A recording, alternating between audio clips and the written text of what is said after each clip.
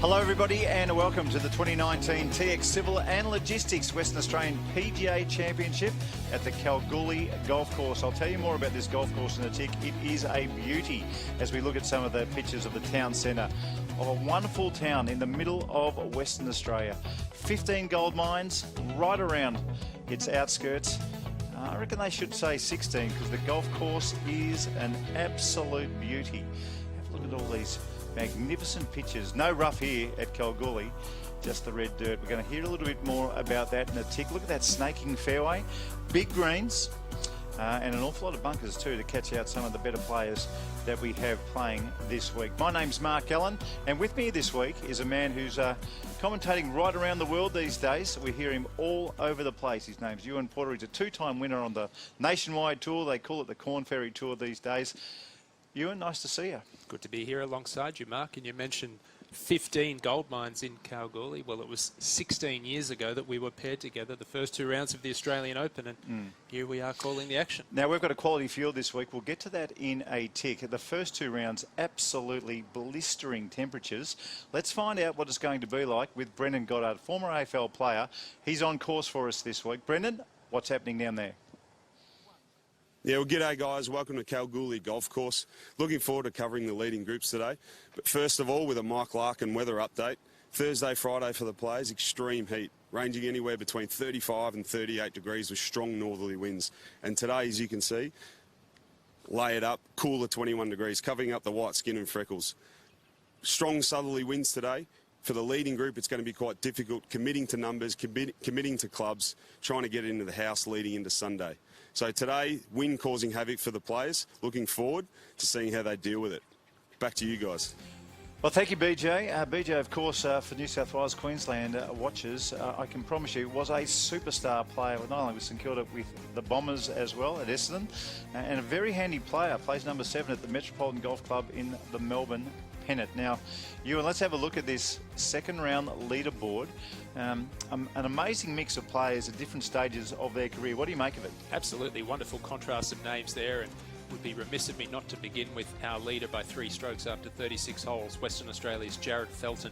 He's a 2-time winner on the PGA Tour of Australasia, but perhaps looking to take that next step in his career, and maybe he has gained a little inspiration from his girlfriend Hannah Green, who claimed an LPGA major championship this year. But you've got Brett Brumford, Peter Lonard, who have been top 100 in the world and at the top of the game globally, and you've got the likes of Robert Hogan, Justin Warren, Jay McKenzie, Fraser McLaughlin, who are in their first and second years as professionals, really looking to make their mark on the PGA Tour here in Australia. A couple of names I want to ask you about. Stephen Dartnell, 7 under par yesterday. Where's Stephen been? When he came on the scene all those years ago, I thought, wow, what a strong-looking player this kid is. What's been happening with him? Former world #1 amateur, 3rd in the Australian Open Championship back in 2008. The last 2 or 3 years, he's been working for Dint Golf as the sales representative there in Perth, and seems to be very comfortable where he's at in his career and his life, but also playing some good golf. And he won here in 2016. I'll tell you what, to see Marcus Fraser's name there, right at the very bottom, he's been playing in the Dunhill Links and makes it all the way back to the middle of Western Australia to look after the PGA and the Australasian Tour. I think it is just sensational. Now, the overnight leader was Jared Felton. Brendan Goddard caught up with him before the 3rd round. Now we're joined by Jared Felton, WA local. 3-shot overnight leader, rounds of 65, 67. You must be pretty happy with your golf so far. Yeah, very happy.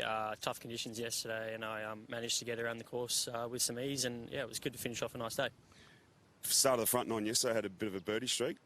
You like that part of the course? I definitely think the back 9's harder with 15 through to 17 is a good stretch, and I birdied 18 and thought I could definitely take apart the front, and I did, and I had a bit of a hiccup on 7 and 8, but finished off with a birdie on 9, which is a really good day. Now, you played here 5 times and you haven't finished outside the top 10. You obviously like the golf course, it suits your game. Yeah, I love it out here. It's good ball strikers course. You've got to hit a lot of quality golf shots, and if you hit some bad ones, you've just got to take your medicine and probably make the bogey and go on to the next. Now, you've been in reasonable form, but last year, same point, halfway leader. What did you take out of last year and what can you take into the weekend? A lot of positives. I mean, I've played well this year, just haven't really had that many opportunities to play golf. Playing in Asia the last couple of weeks and then Dunhill a couple of weeks ago as well. Test myself against the best players, and my game's there. I just got to, do it at the right time. Yeah, well, good luck for the weekend, man. Hopefully you get it done this week. Thank you very much. Cheers. Okay, let's get down on course. This is the second shot of Darren Felton on the 9th hole. 425 metre par 4, playing at 4:02 today. The flag 18 on, 11 from the right. Generally a very solid iron player, Jared Felton. That one straight over the flag. He'll have 30 feet from behind the hole for his birdie. I've been listening to a lot of the players after the first couple of rounds and talking about what's been happening during the week. Here's Darren Beck with his second shot at 9, and they're saying even though the wind feels strong, it doesn't seem to be affecting the ball too much. Yeah, it's an interesting one. Kalgoorlie does play at a little bit of altitude. Wow, what a great shot from Darren Beck, who is having a tremendous round today. 3 under par through his first 8 holes. Little nod to the camera there. But yeah, perhaps a little thinner air over here in WA. So this 9th hole, 402 metres into the wind, that looked to be like a 6-iron trajectory straight into the teeth. That is a magnificent sort of shot, particularly he's birdied 1 and 2, he's birdied 6 as well. No bogeys on the scorecard so far. And having a very, very relaxed look about himself just at the moment. Yeah, he's a cool character, Darren Beck. Okay, let's have a look at some of the highlights before we have come on camera. Here's Beck and his birdie putt at the 6th. Long par 5 mark, 569 metres, and this is not an easy putt. Downhill left to right, but like shelling peas for the New South Welshman. Now, Stephen Dartnell, we spoke about him at the top of the program. This is his second shot at the 10th. Par 4, 365 metres, third shot at the 6th, at the 10th, excuse me. It's a nice little lob wedge. A little bit of zip, and wow, straight in the hole.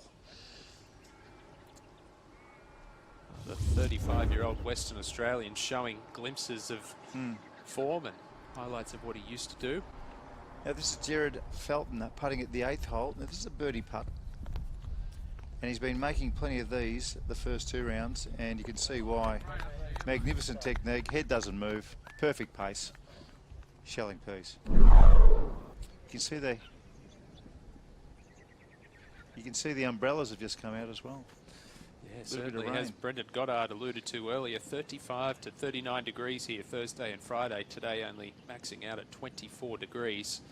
Wind and a little bit of precipitation to trouble these players, so certainly keeping them on their toes. And in this particular tournament, we've got some amateur players playing with the lead groups. We've got Declan Fast playing with Beck, and we've also got Claus Fast playing with Jared Felton as well. How did you go when you were playing it with the amateurs in the big tournaments? You know, you're trying to get that bank balance ticking along. You've got tour schools and things you want to do at the end of the season, but you've got to be cordial and respectful to the amateurs you're playing with as well. How'd you go? I enjoyed it. I was a pretty intense character out on the golf course, so I found that it quite relaxed me and helped keep me more in the present. And I've been on both sides of the spectrum. I remember being a 13 or 14-year-old playing a tournament at Cronulla and Woolaware that was a tour event with Brett Ogle and Lucas Parsons, who were superstars on our tour at the time, and just absolutely loved it. And both players were very respectful of me and my fellow amateur partner, and took a lot out of that. And the majority of these professionals are all very respectful as well. And I'm sure Darren Beck and Jared Felton, who are both fairly laid-back characters, would be enjoying their day out there. What about the first couple of times they stepped right in the middle of your line? How are you going then? The first couple of times, yes, frustration. After that, you got used to it. Yeah. You expected it. When they didn't do it, you were pleasantly surprised. That's not a bad little stroke. Now, BJ, you're down greenside. Give us a little bit of an idea of the putts these two have for themselves.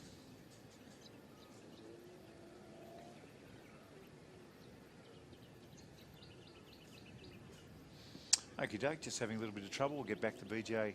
Brendan got it in just a tick. Important putts now. Third round, it's always a moving day kind of scenario, and you just want to kind of get moving, not make too many bogeys, and just shape up for Sunday. That's the big one. What's the thought process for both these players right now? Darren, he's, like we said before, he's 3 under par in his opening holes. He was 3 under par through 6, and Jared Felton's made the 1 bogey on the second hole, a par 5. What's the mindset for these two boys right now, do you think? Well, it's an interesting situation for Jared Felton because he led after 36 holes last year and wound up finishing the tournament in a tie for 4th. So with a 3-stroke lead at halfway, he's already been overtaken by Darren Beck. It's certainly no need for panic stations at this point. But when you've been in this situation before and failed to capitalise, it's not easy to remain calm. But if anyone can do it, it's Jared Felton because, as I mentioned, he is a pretty laid-back character. And he has won twice. Well, so is Darren Beck. However, his last victory came back in 2009 at the Brunei Open on the Asian Tour. So it's been a long time between drinks for Darren Beck. Now, he's hit this 6-iron into the wind to 7 feet. And this is a magnificent putt to get. Just for your confidence, it's always nice looking at that scorecard when you've made a birdie. But that's just going to be a par on the 9th for Darren Beck. But he does find himself 1 shot in front at 12 under par.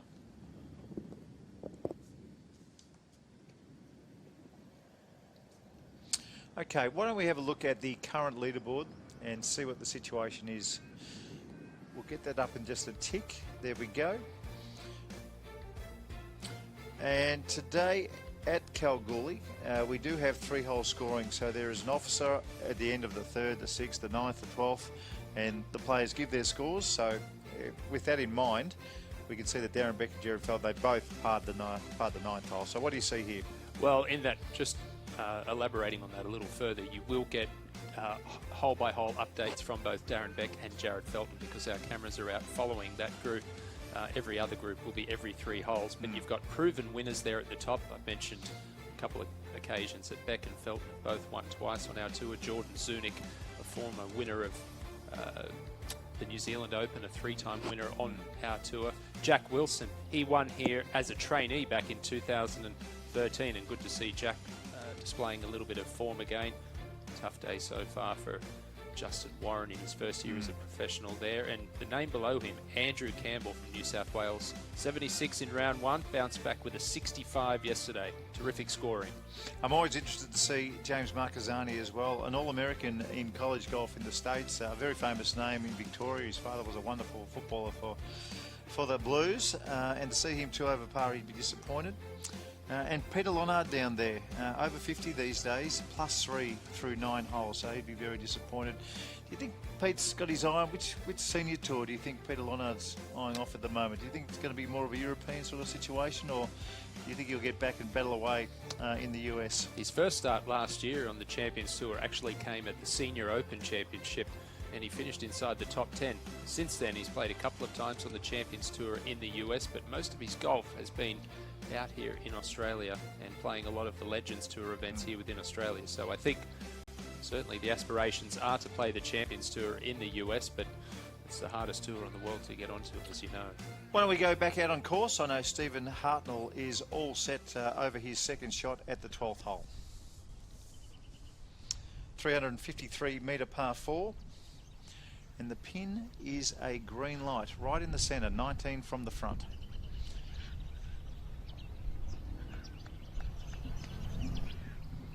Still such an easy swing.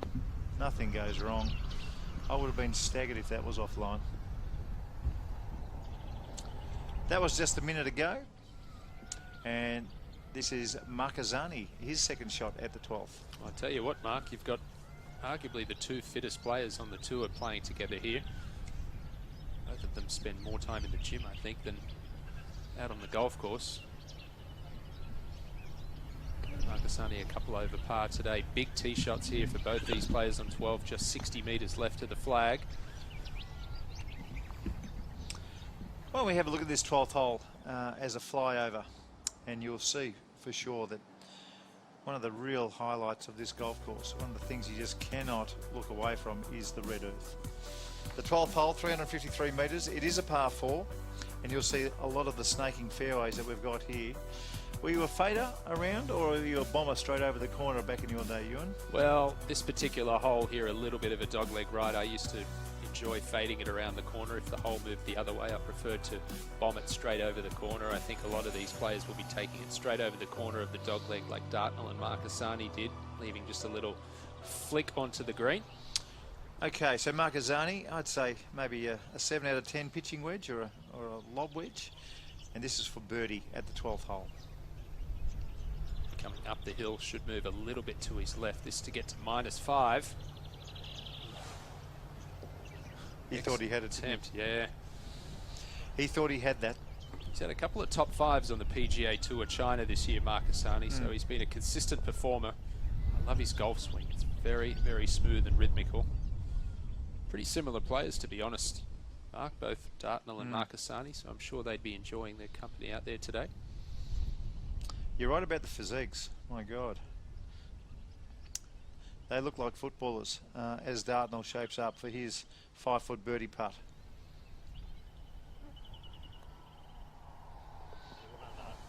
Well, that moves Stephen Dartnell to 9 under par and in a share of third, only 3 strokes behind our leader, Darren Beck.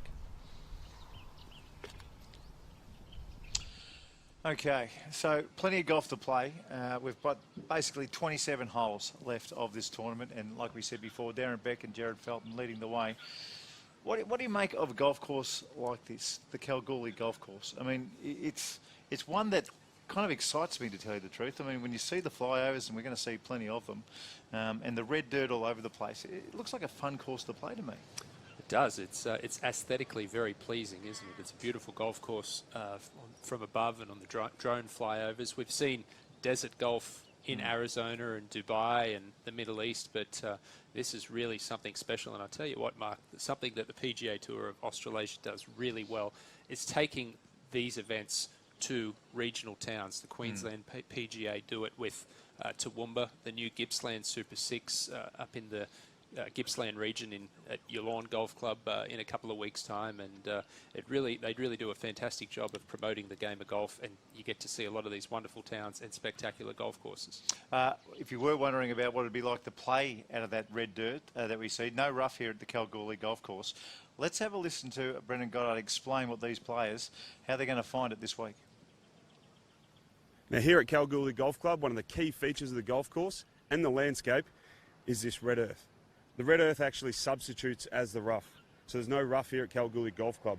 And as you can see, the fairways and the fairway length grass run straight into this red earth. Chatting to a few of the players, they've actually said it's quite unstable under their feet. So if they happen to hit the ball here and get a half decent lie, they're still not guaranteed to hit a good shot.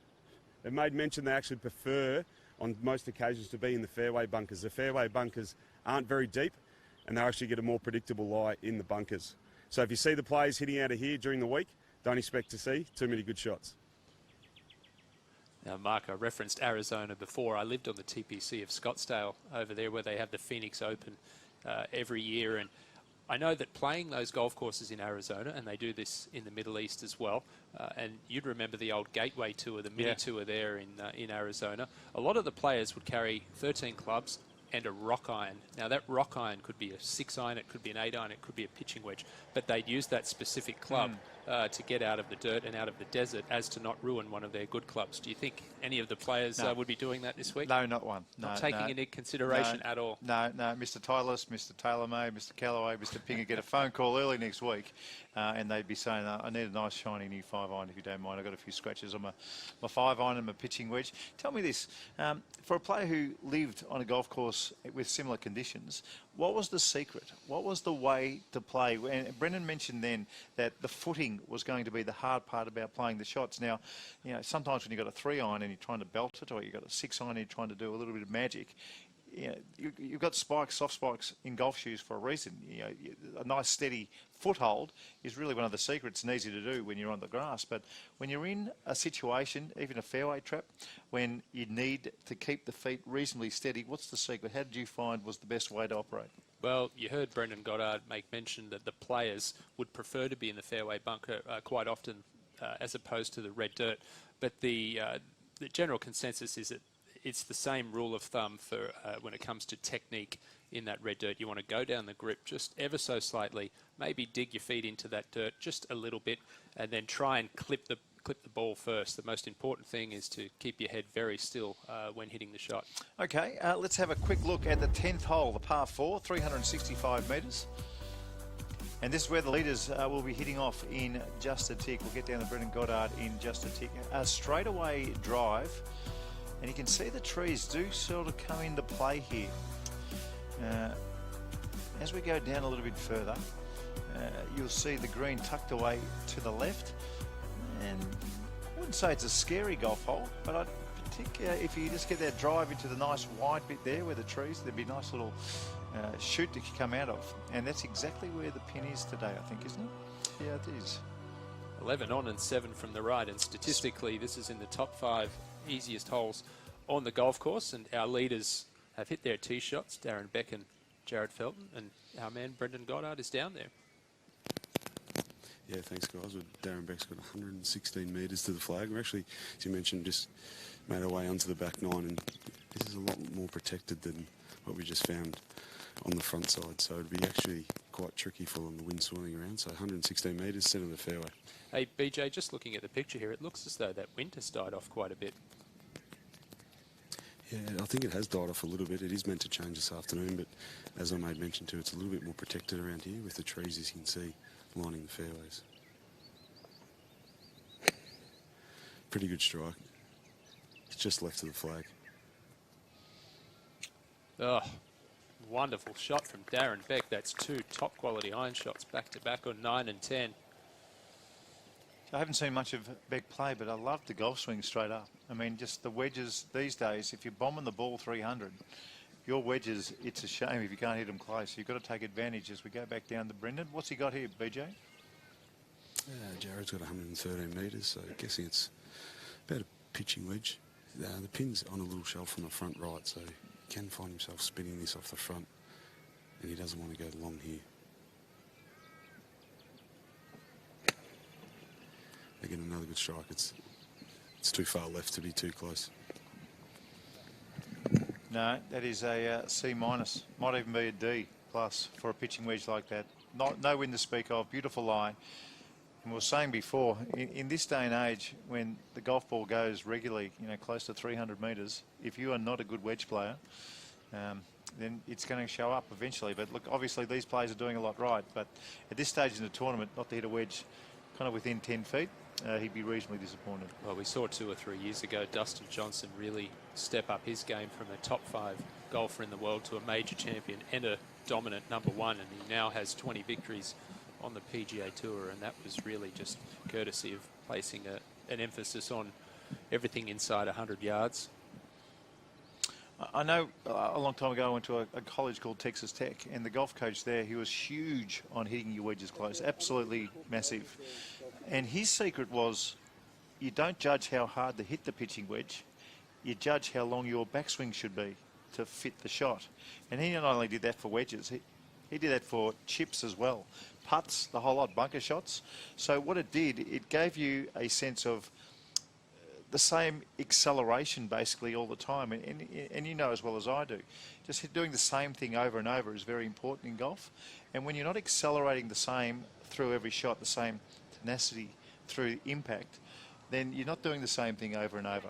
And like you understand too, if I'm throwing a little ball from here to you, it's just a little backswing. If I'm throwing one out the door, then it's quite a big backswing, and you don't think about it. And in golf, it's a much better way to hit your chips close, to hit your wedges the right distance. It makes much more sense. And I reckon what we just saw there was a longer backswing and a decel through, and that's why the club turned over and went to the left. Well, just last week I had Australian junior champion Elvis Smiley staying at my place, and both Elvis and a top-ranked Queensland junior, Tyler Duncan, recently went and spent some time with Cameron Smith at his place in Florida. And a magnificent wedge player, Cameron Smith, one of the best. One of the best, and Elvis told me that one of the things that he took out of the week with Cameron was the variety of wedge shots that he has in his arsenal, and to be able to hit 2 or 3 different clubs to any particular flag inside 100 metres, and that's really just it's a small thing really at the end of the day, but the ability to be able to vary that up on call and at will is something that separates the top from the rest. Now, in saying all that, I know it's a bad shot, but what fixes it is when you hole a bomb. And Jared Felton's got himself what looked to be about a 35-footer. And sometimes these is just the tonic you need just to get moving. We said before he's had 1 bogey on the scorecard, the front 9, and that was on a par 5. The rest were pars. So basically he's in neutral just at the moment. That wedge wouldn't have helped things. goodness me, if the 30-footer, the 35-footer somehow just finds its way in the bottom of the hole, then that's a new ball game all of a sudden. It almost feels like he started again, doesn't it, when you get on that 10th tee? Yeah, well, it's somewhat of a precarious situation here for Jared Felton because he started the day 3 ahead. He's now 1 stroke behind. He's got Darren Beck, who's hit it in there to 4 or 5 feet. So if he misses this, Darren Beck holds, all of a sudden it's a 5-shot swing in this round and he's 2 strokes behind our leader. Very important at this stage of proceedings not to start pressing the issue, but mentally it's not that easy to... well, it's certainly much easier in theory than it is in practice. Okay, let's have a look at the tempo of this stroke.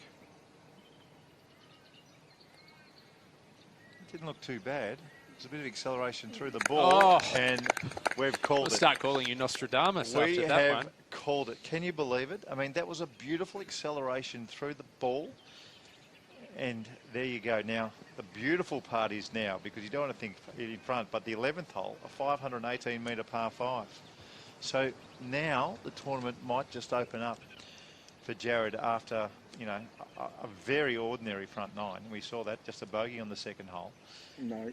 And bingo, bango, all of a sudden we've got a big birdie. Now, this puts pressure on Mr. Beck.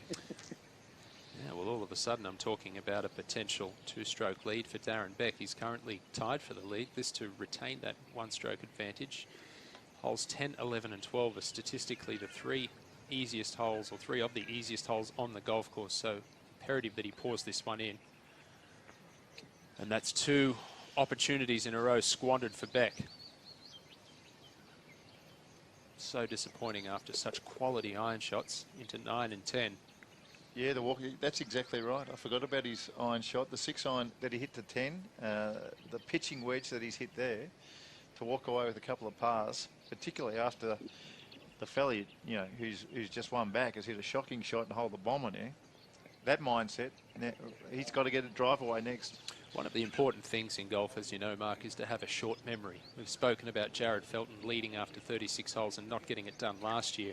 Darren Beck was in contention earlier this year at the Queensland PGA Championship, and we featured him on our coverage, and he faded away to a share of 19th. So hopefully none of those memories come flooding back for these players. Okay, Darren Beck, Jared Felton at the top of the leaderboard at a 12 under par. Stephen Dartnell, 9. Jordan Zernick, I love watching Jordan Zernick play. He's at 9 under par as well. Robert Hogan, David Micheluzzi. It's his first tournament as a professional.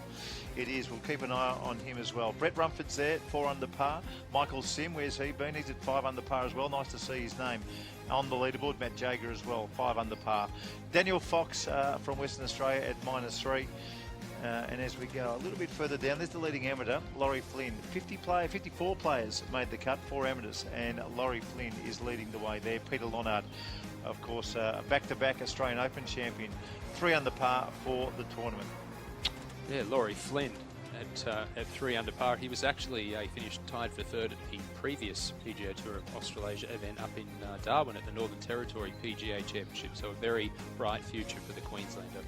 We'll be back in a second. Where are you? Here you are. Now, think about all the places you're not. Go. Cross rivers. Climb mountains. Overcome obstacles. And tame wild animals. Get from A to B, or go every way. But don't just stand there thinking about it. Samsonite, born to go. This is spring racing. This is where it gets interesting. This is thoroughbreds on thoroughbreds. Internationals who aren't here to lose. Trainers with everything to prove.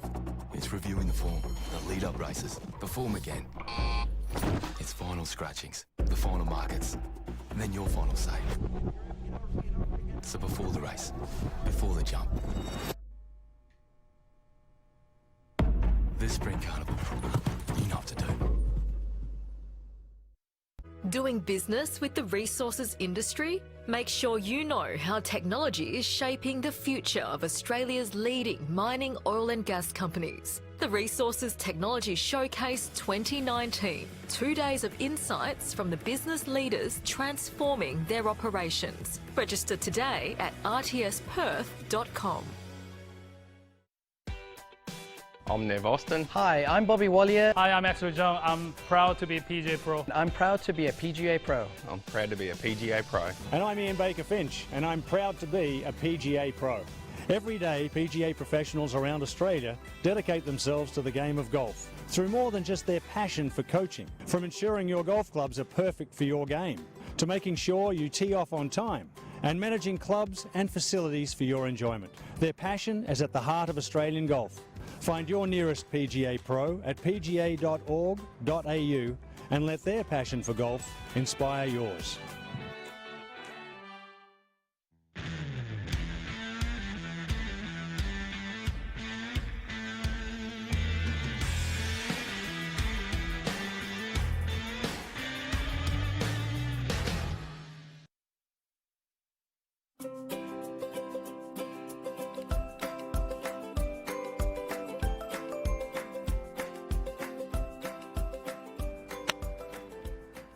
I'm a big left to right golfer.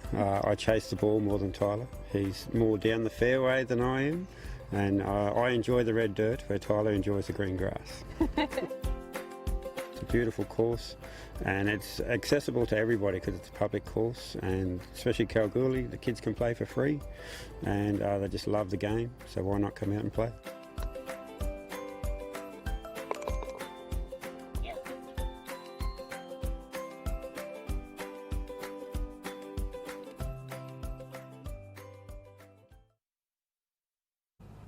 Now we're joined by John Walker, the CEO of the City of Kalgoorlie. John, this is the 8th year of the event at Kalgoorlie. What does it mean to a remote town like Kalgoorlie in this event? Yeah, thanks, Brendan. It means a lot to us. It's obviously a lot of tourism dollars, but mostly exposes this course to the quality that it is. It shows everyone that this is the home of the PGA and it's a golf course worth playing. So tourism, reputation, and hopefully a future. What about the golf course? It's obviously a unique landscape, some uniqueness with the red dirt and everything. Tell us about the golf course and its history. Yeah, it's a Graham Marsh design course, and its history was just scrub and red dirt, but it's a unique desert style course. So you've got this lush green, almost emerald green, like in Ireland, with the contrasting red dirt. It's a beautiful layout. It's a high quality course, ranked number 18 for public access in Australia at the moment. But we're building just over the back there. You see on the hill a $25 million new clubhouse and Hilton hotel. So it'll be a Hilton Doubletree. That'll be here in about a year or so, and that'll of course put the ratings right up. So it'll become one of the premier courses in the country for public access. It's also the end of the Nullarbor Link, so one of those unique golf courses where you start one end of the Nullarbor Plain and end up here. So the golf course we see is important. It's also important in a mining town, because getting people to live here is hard. It's at 600 kilometres from Perth, the middle of nowhere. You need livability, and you need things that executives and other workers will want, and obviously a quality golf course is part of that. Yeah, and what about, we talked about the future of the plans at the golf course. Well, what about the town? What does the town have to offer outside of this wonderful golf course? Well, the town is a mining town. It's been around for a long time, since the 1890s. And whilst those people in the east think it might be relatively small, there's only 30-odd thousand people here, we actually produce $15 billion a year of gross regional product. It's the gold mecca. There was lots of gold produced here over the time, but last year alone was the biggest production ever in gold at the highest price. Nickel is big, lithium, cobalt, all the battery minerals are here, and we're moving through processing, downstream processing. So Kalgoorlie is an economic hub for Western Australia, and indeed for Australia. Hundreds and hundreds of millions of dollars of exports because of the minerals we produce, and so we're the heartland. So mining services are very strong, and we service an area probably 1,000 kilometres from here with all those support services. So it's an economic powerhouse, and will continue to be so for a lot of years. Oh, great. Well, I'm enjoying my time here thus far in Kalgoorlie, and let's hope for a great event, and thanks for hosting us. It'll be a wonderful one. Thanks, Brett, for coming. Geez, well done. How about that? A $25 million clubhouse on the way. Here's Jordan Zunic for birdie on the 11th. I just reckon he's got the best rhythm in his putting stroke of all the younger players that I've seen. And he has this ability to shoot some very, very low scores. I love that about kids coming through. You know, it's always the difference of the juniors, isn't it? The kid who shoots 68 is great. But every once in a while, when there's a 63 or 4 next to their name, you go, hang on a second, this kid's got something special, and he does it a lot. 2017 of the Australian PGA Championship at Royal Pines, which is not an easy golf course. He ended up losing in a playoff to Cameron Smith. But in round 3, he was on 59 watch with 2 holes to play. He was 11 under par after 16 holes. Wound up shooting a 64, but certainly has that ability to shoot low numbers.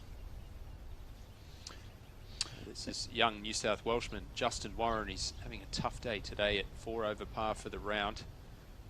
Spent 3 years at University of Little Rock in Arkansas. In his first year as a professional, but gets one of those strokes back. He's back to 5 under par. That's hard when you get off to a bad start.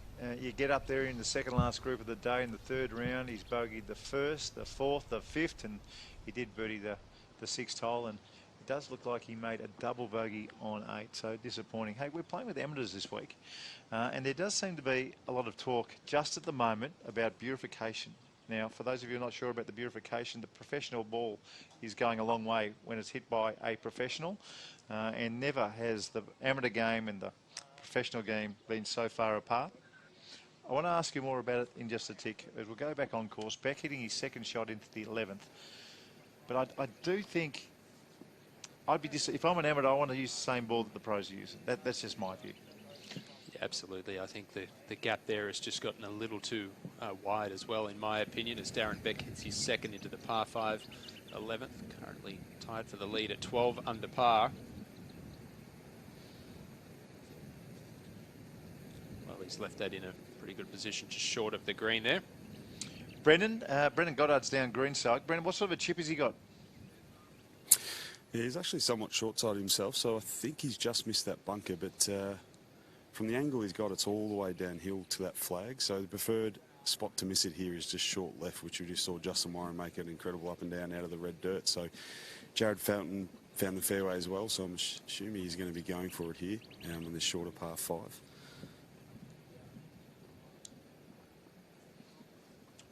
Mentioned at the start of our broadcast, Mark, that Jared Felton really looking to take the next step in his career. He's 24 years old. He has won twice the New Zealand PGA Championship and New South Wales PGA Championship. So perhaps something like an Australian Open victory or a Victorian Open victory that would really catapult him onto the world stage is the next logical step in his progression as a professional golfer. He's in his 4th year as a pro now, and he's left that in exactly the position that Brendan Goddard said to leave it in.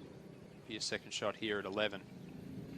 Well, the pin on this hole is 13 on and 6 from the right, so it's just a 13-metre putt, a 40-footer, a couple of putts, and that's a couple of birdies in a row after that extremely ordinary front 9 for a man who was leading overnight.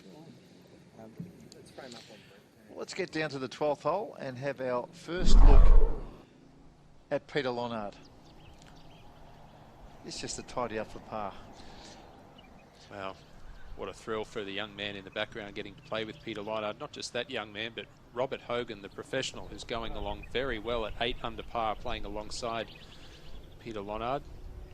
And we were talking off camera too about, I wonder how aware the players are of the calibre of player Peter Lonard is and the illustrious career that he's had. 2 President's Cups and how old young Hogan? 24 years old, but in his first year as a pro. Mightn't have a clue. Brendan. He might know how big he was. I know. Brendan just getting out of the way of some of the amateurs. It's very easy to get lost in a professional and an amateur tournament. It's very, very easy to get lost. Now, Brendan, you've just had a look at that chip shot for Beck. What did you make of it? Yeah, he's got a perfect lie there. As I said, he's somewhat short-sided himself, but he's actually got a bit of green to play with. The green's being a bit slower this week because of the extreme heat on Thursday and Friday.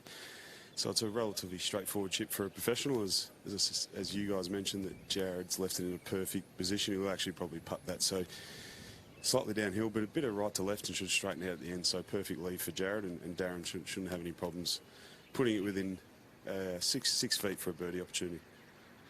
BJ, we're watching Darren Beck and Jared Felton walking up the fairway there, just having a little bit of a chat to one another, but you've been out there for a few holes with them. Are they engaging with their amateur partners? What's the overall vibe like?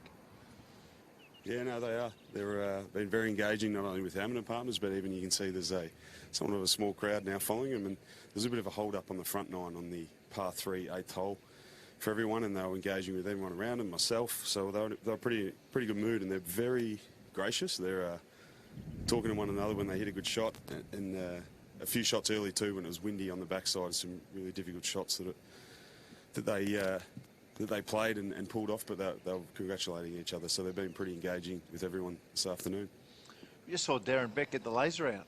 He's only about 15 metres off the green. So when is it not right to use the laser? How close is too close to get the laser out of the bag and just see? Well, it's subjective, isn't it? I mean, there's no right or wrong, but for me, I think anything inside about 50 or 60 metres, just purely feel, has to be. But for Darren Beck, I mean, he's leading the way, so he knows exactly what he's doing. Well, it's a perfect lie. It's slightly into the wind. And that practice swing, it looks like he's going to try and get the ball to fizz just a little bit to me.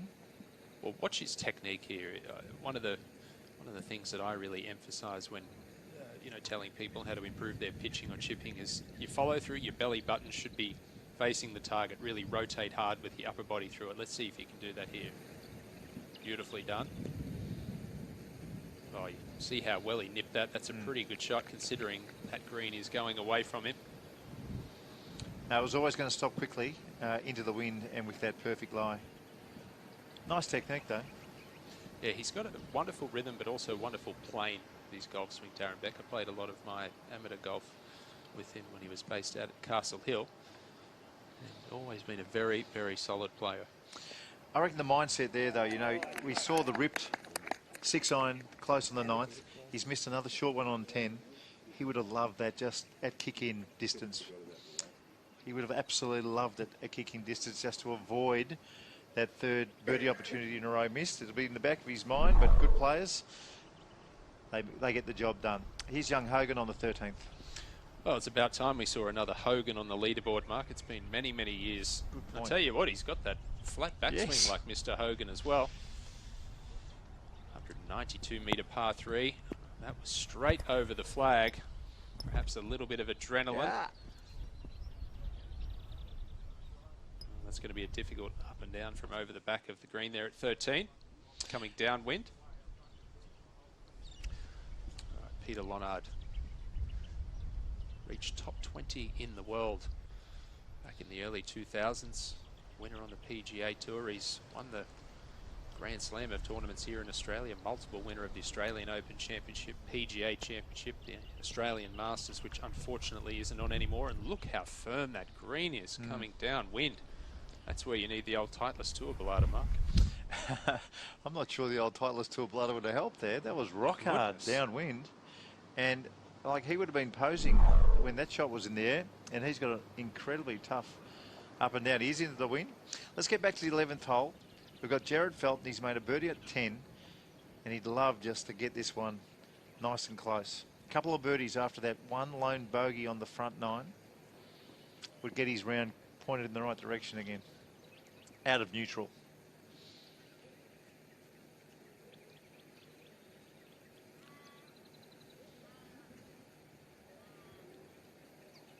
And Brendan Goddard did say that this was a downhill putt.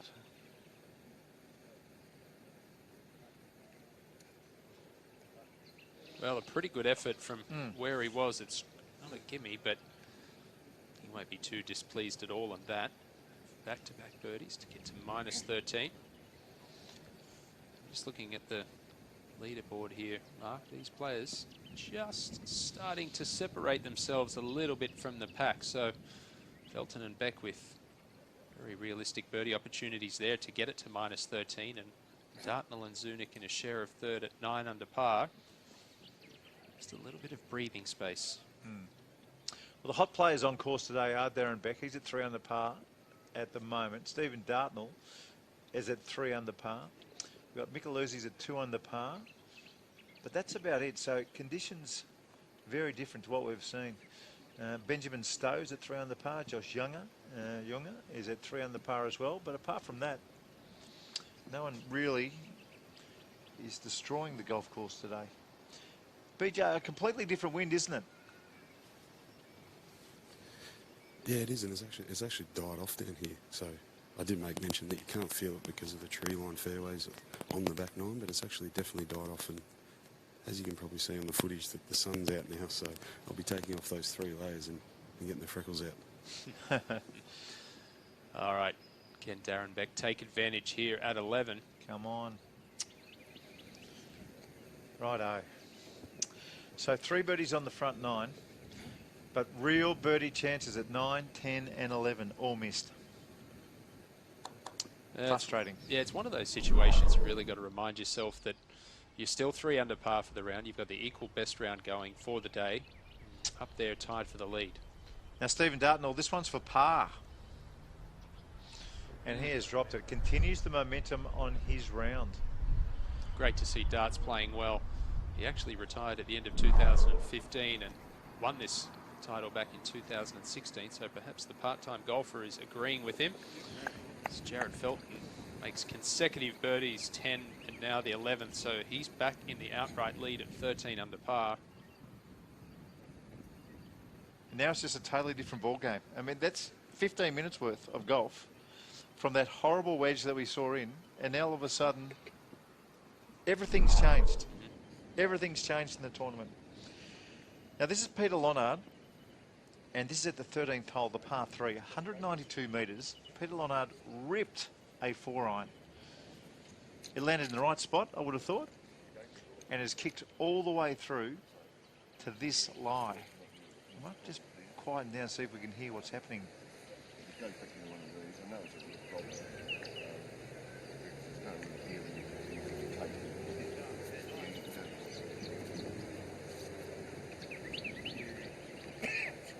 Can you think why he'd be getting a drop here, Ewan? Yep. Can only speculation, but I got to think that maybe a burrowing animal, fire ants or something, because yes, that's, I mean, I think he's spot on. Can't be a pitch mark, obviously. It was 50 yards prior to that. It can't be abnormal ground surface because that's just part of the golf course there, an integral part of the course, but that's all I can think of, really. When he was dropping the ball, you saw it fall back into a huge hole twice. I almost reckon that's the ant hole that you're probably talking about. So, for those of you who aren't au fait with the rules, if you find your golf ball in a burrowing animal's hole, ant hole, you get a free drop. You've got to take advantage of those free drops when you get them.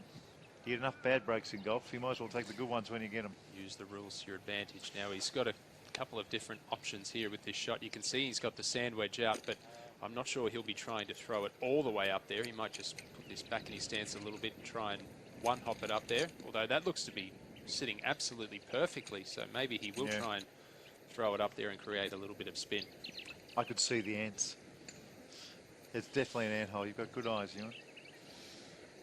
Right, so he's chipping back into the wind. That's the one saving grace he's got here. He should be able to put a little bit of fizz on this golf ball and stop it pretty quick. Oh, that's got to sit down. That's Rolly spoke about the undulating greens here, and although that's only 25 feet from the hole, that's going to be a difficult two-putt there. It's not easy to come up the ridge and down the other side and get it close. So work cut out for Lonard just to save a bogey here at 13. Already +3 on his round. Going in the wrong direction. It's interesting just watching Pete's follow through there. You saw it a little bit with Tiger Woods when he was coming back, you know, when he had the injury.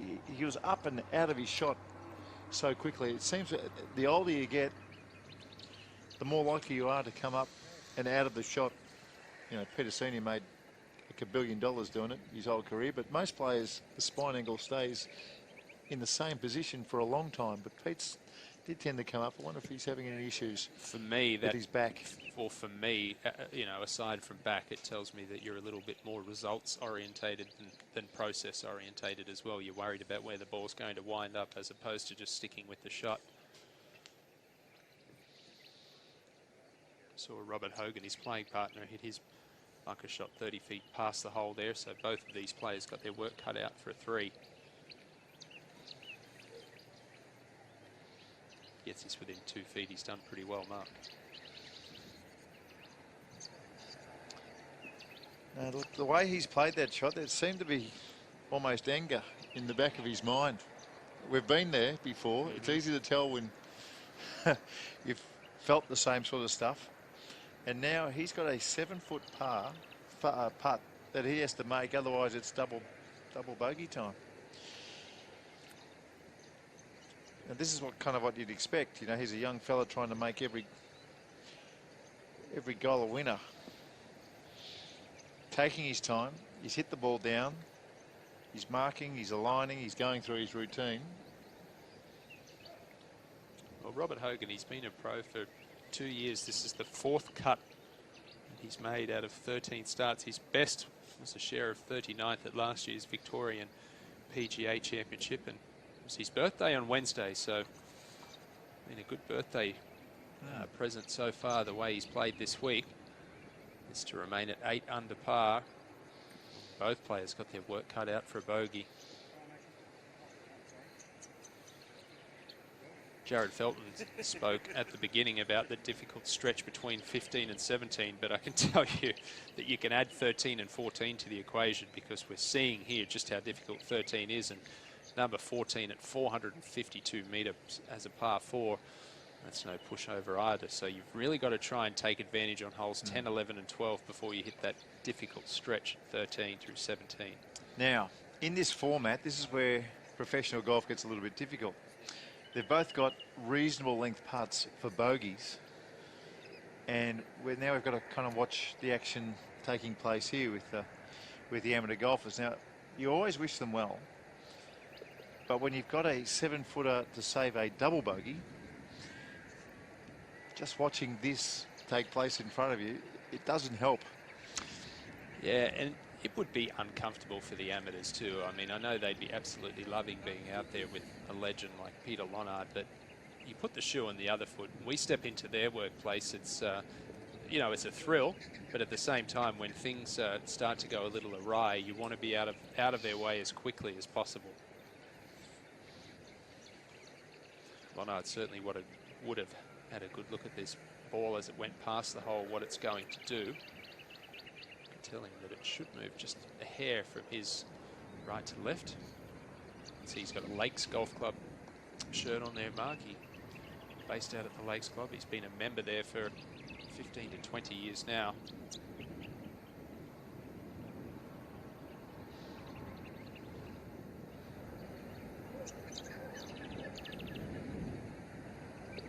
Good stroke, well done. I mean, after nailing that 4-iron, to have a 7-footer to save the double bogey, he wasn't thinking that was going to happen at any stage. Let's get back to the 12th. 12th hole, a 353 metre par 4. And it looks like that's the ball of Darren Beck. Brendan, what's the lie like? Yeah, Darren Beck found the bunker with a 3-wood off the tee, so perfect lie. Got a good angle in, so he shouldn't have too many problems. 117 metres to the flag. Jared took driver off the tee.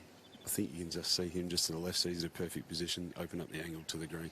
BJ, I find that a very bizarre play, taking a 3-wood from Darren Beck, because driver takes this bunker out of play. 3-wood, it's right in the landing zone. Obviously, he's pulled it to wind up here, but driver, you pull the driver, you fly that bunker, you take it out of the equation. Yeah, I was a bit surprised, so as we were seeing him about to hit. Great looking shot, straight at it. Good looking shot. Hopefully it's the right distance. But as you said, that probably take anything less than a 3-wood. It takes this bunker out of play, and then take a driver and it takes it out of play going further than it. So yeah, surprising there, but he looks like he does hit his 3-wood a long way. So as you can see, he's only about 15-20 metres behind Jared. As he sums up his shot, he's got 68 metres into the flag, so shouldn't have too much problems with this one. Now you're spot on with Beck, straight over the pin. And it looked like about a 25-footer, so maybe a little break on those short birdie putts might be good for him just at the moment, particularly if you're hitting out of a fairway trap. But Jared Felton in a perfect position. Birdies at 10 and birdies at 11. And now lob wedge in hand at 12. Really eyeing off 3 in a row. Let's see if he can stick this close.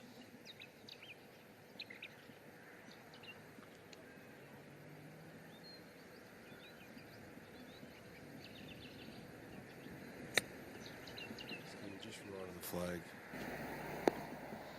you get a better view for where it is, but it looked to be a pretty good shot. Yeah, good for distance, PJ. About 8 feet right of the flag. Excellent opportunity to make that a hat-trick of birdies for Jared Felton there at 12. These guys are very good with their wedges. We saw Mark Asadi and Dartnell from very similar positions hit it to within 10 feet before. Jared Felton, when we first saw these guys come on our broadcast on the 10th hole, looked like he very well could have gone 2 strokes behind. And in the space of 20-25 minutes, he could very well walk off this hole with a 2-stroke lead. I'd back him in. I think he's on a roll. I think he's on a roll. And sometimes in golf, and we've all done this probably at the club, when the bloke you're playing or the person you're playing, the lady you're playing is having a tough time, sometimes it makes it easy for you to have a good time. I always find it interesting. I don't know what your philosophy was, Mark, but you're watching golf coverage around the world and you hear a lot of the commentators say, well, he's just seen a ball go in the water or a ball go out of bounds. He doesn't have a good visual. To me, they're my opponents. Yes. I like them as people, but I don't want to see them make birdies or eagles. They're my opponents. I want to beat them. So it was never necessarily a bad thing to see a bad shot prior to me hitting my one. When you're in the last or the second last group, or the third last group, if you see your player hit in the water,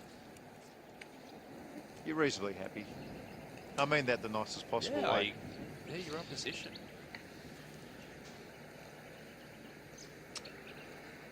All right, have you had a chance to assess Darren Beck's putt there at all, BJ?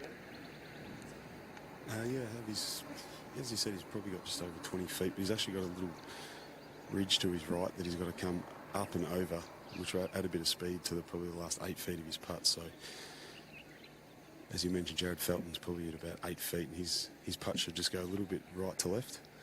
So another great look at birdie for 3 in a row. Tell you what, that's a good looking stroke there. Well done. One of the amateurs playing in the last group. Half your luck. Always nice to get a little clap when you're an amateur. Doesn't happen too often, does it? If you can remember back, maybe in a pennant final or a club championship, you used to get a little bit of something. If you're lucky enough to play in a pro-am. Speaking of pennant, in Victoria, can the professionals still play pennant? Yes. In Victoria? Yes, like they that. can. That's a good idea. They can. Not too many do, but... Okay, now, we spoke about Felton's putt on the 10th magically dropping in somehow and how that could change around. Ditto here. If somehow this one finds the bottom, again, it changes things.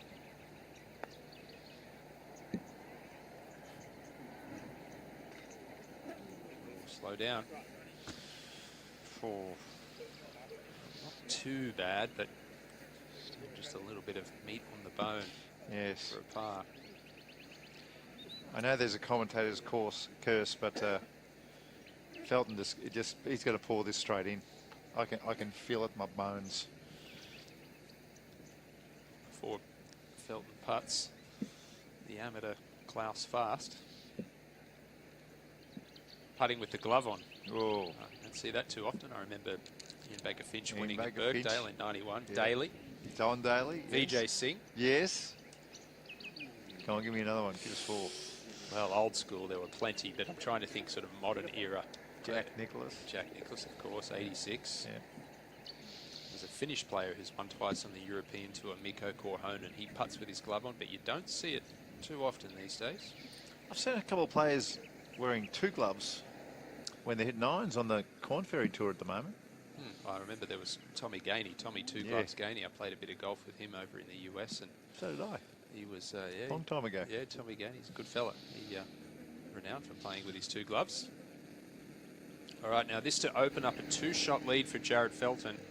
Birdie's at 10, 11. It's for another one at 12. Just pace. Just pace.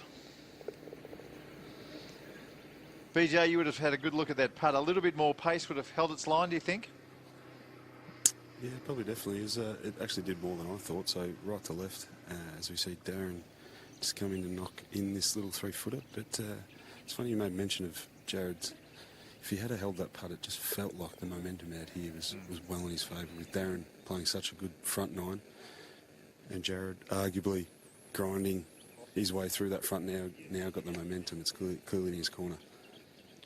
We'll catch you on the next hole, BJ. The par 3, we just saw Peter Lonard hit a shot, landed on the front and went straight over the back. So you can give us an idea about what the wind is happening on the 13th tee. That would be fantastic. 192 metre par 3, and that's where our 2 leaders are headed.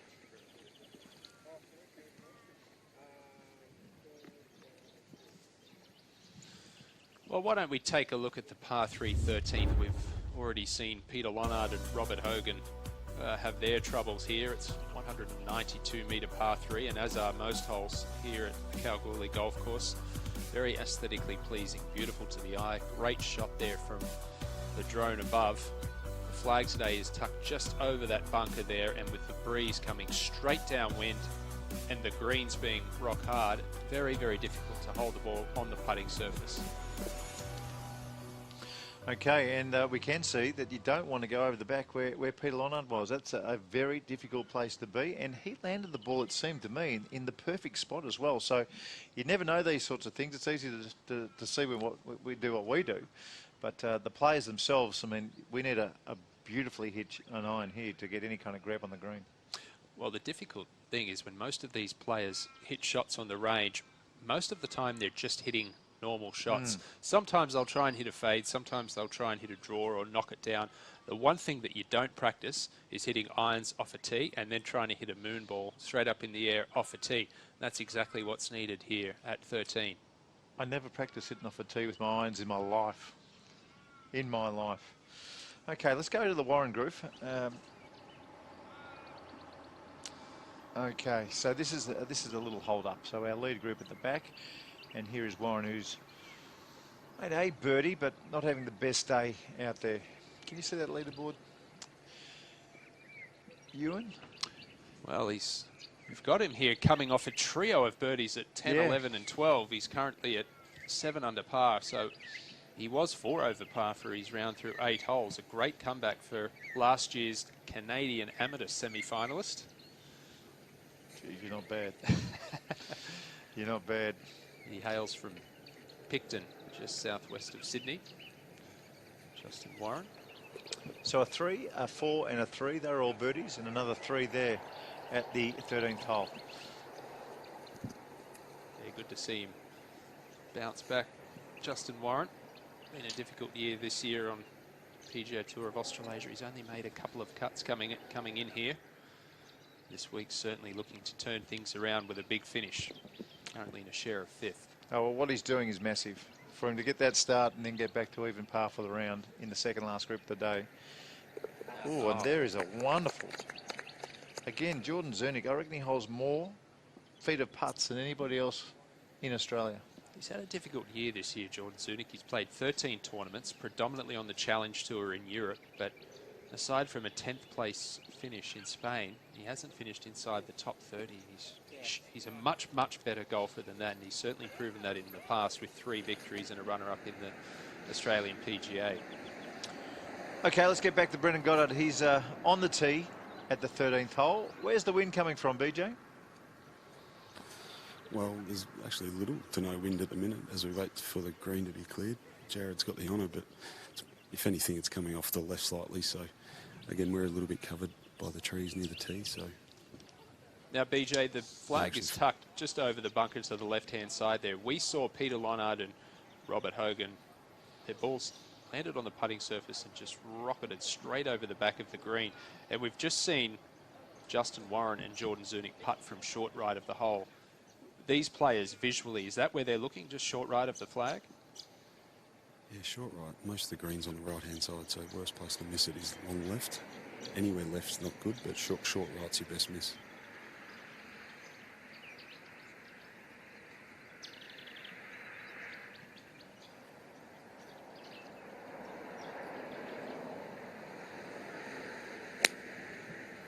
And that's exactly where this is actually a really good shot, just right of the flag. Good looking shot.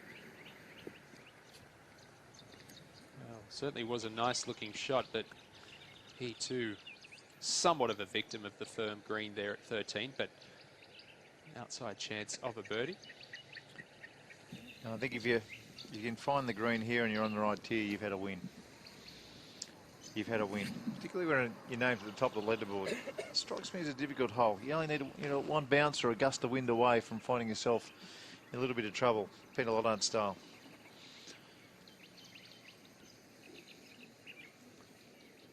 Worth mentioning too that Outback, that Subaru Outback at the back of the tee there, that's up for grabs for a hole in one here at 13. Not just for the professionals, but for the amateurs as well.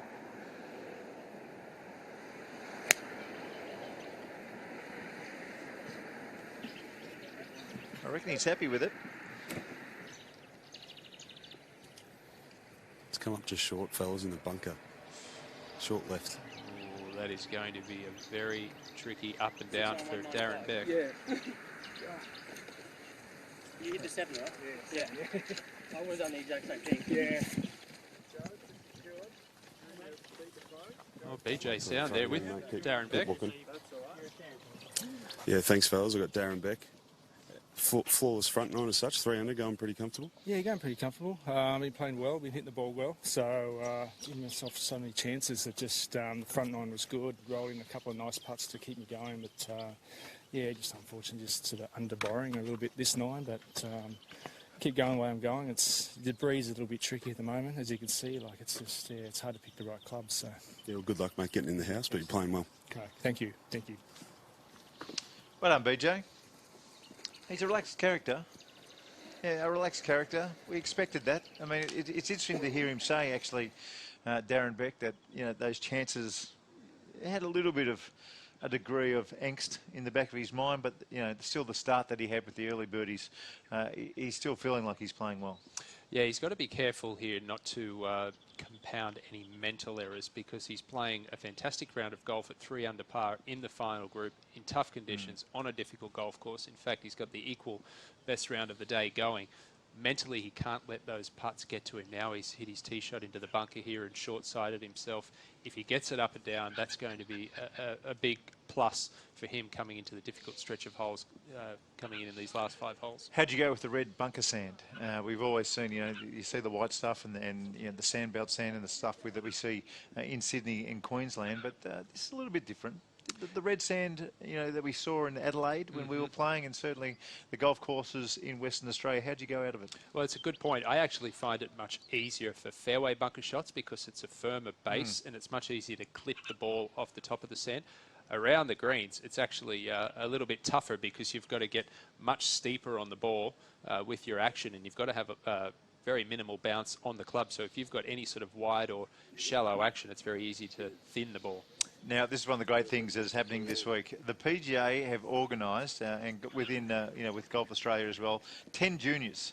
And what they can do is, if they hit it inside the pros on the 13th hole, then they get a wonderful prize. I'll tell you what that prize is in the tick. Oh, bad luck. The nerves, you heard him say. It would be a nervy day. Yeah, he's not on his own there. I think anyone would be nervous in that situation. So the My Golfer Junior, who can go nearest the pin out of the 10 competing, will win a Kalgoorlie Golf Club membership. Isn't that great? Eh? If you're a young fella or a young lass. Oh, it's wonderful. It's a wonderful way to promote junior golf. And I've never seen that before. Have you ever seen anything like that? Well, they actually do it on the European Tour. They'll do it during the first round at a lot of tournaments there on the European Tour. It's just a wonderful way to promote the game for the young people coming through. But how about the thrill? I mean, if you're a young kid who's just been playing a little bit, and mum and dad have been taking you down there, and the 2 pros have missed the green, and you get down there with your 7-iron, you knock it straight on the green. The 3, I mean, you'd be living off that at school for the rest of your life. I reckon that'd be great. Absolutely. I think it's, as I said, it's wonderful. Any way that you can promote the game of golf to the next generation, by all means, go ahead with it. Okay.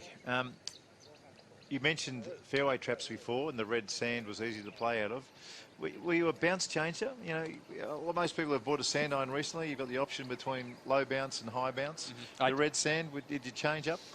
I think around here you definitely need something with low bounce, because the turf as well is quite firm around here, so you don't want something that's going to make you thin the ball, which a higher bounced wedge would, as opposed to in the United States where the turf is a lot softer, the sand's a lot softer. You want something with more bounce so that leading edge doesn't dig into the grass or dig into the sand.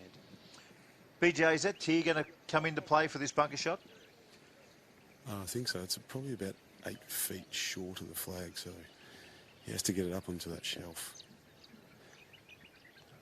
which does make for a tricky sand shot. Oh, stay there. Stay there. As we can see, he just didn't quite hit it far enough. It's a couple of feet short of being up on that top shelf, and now got a 12-footer for par.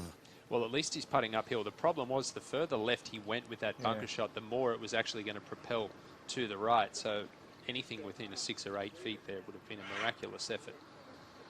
Gee, he was a long way short. I mean, that was, what BJ, what, about 40 feet? A 40-foot bunker Jared's shot? Or the bunker shot? shot? Yeah, the Jared shot. Jared, he was about 40 feet short? Yeah, 40 feet short. So there was actually probably a good 20 feet between him and the actual start of the green. So had to fly at about 30 feet just to get onto that top shelf. Do you think he mishit his iron, or was it just a misjudgment with the clubbing? Yeah, it didn't sound like he mishit it too much. Jared was actually quite frustrated and misjudged the wind, so he felt there was more off the left.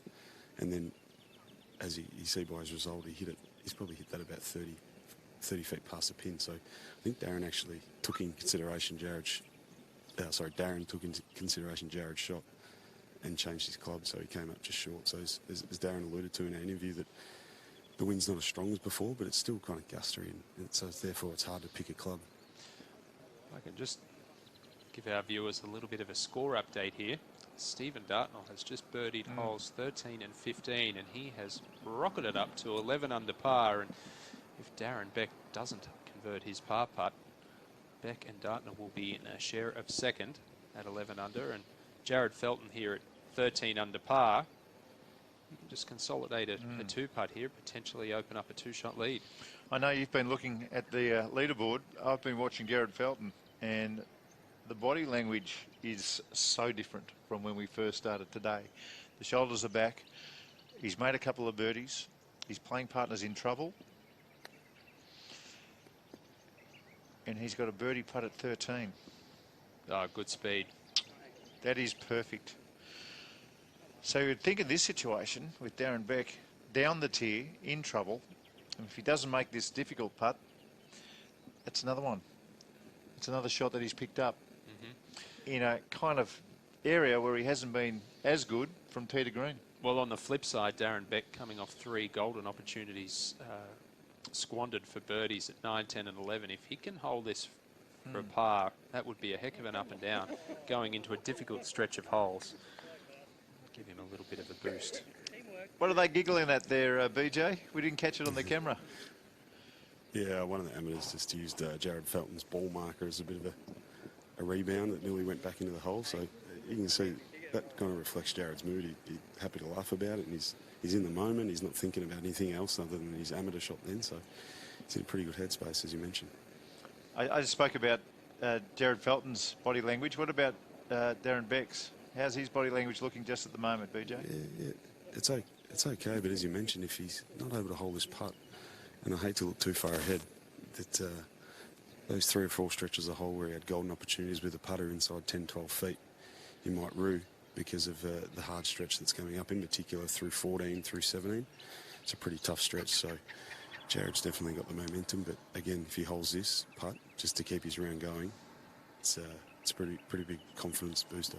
Well, I can tell you, BJ, our jobs here as commentators is to create different scenarios. What may happen as a player, that's the last thing you want to be thinking about. That's why I'm sitting in here now talking about it. Beck to stay 1 behind Felton. Oh.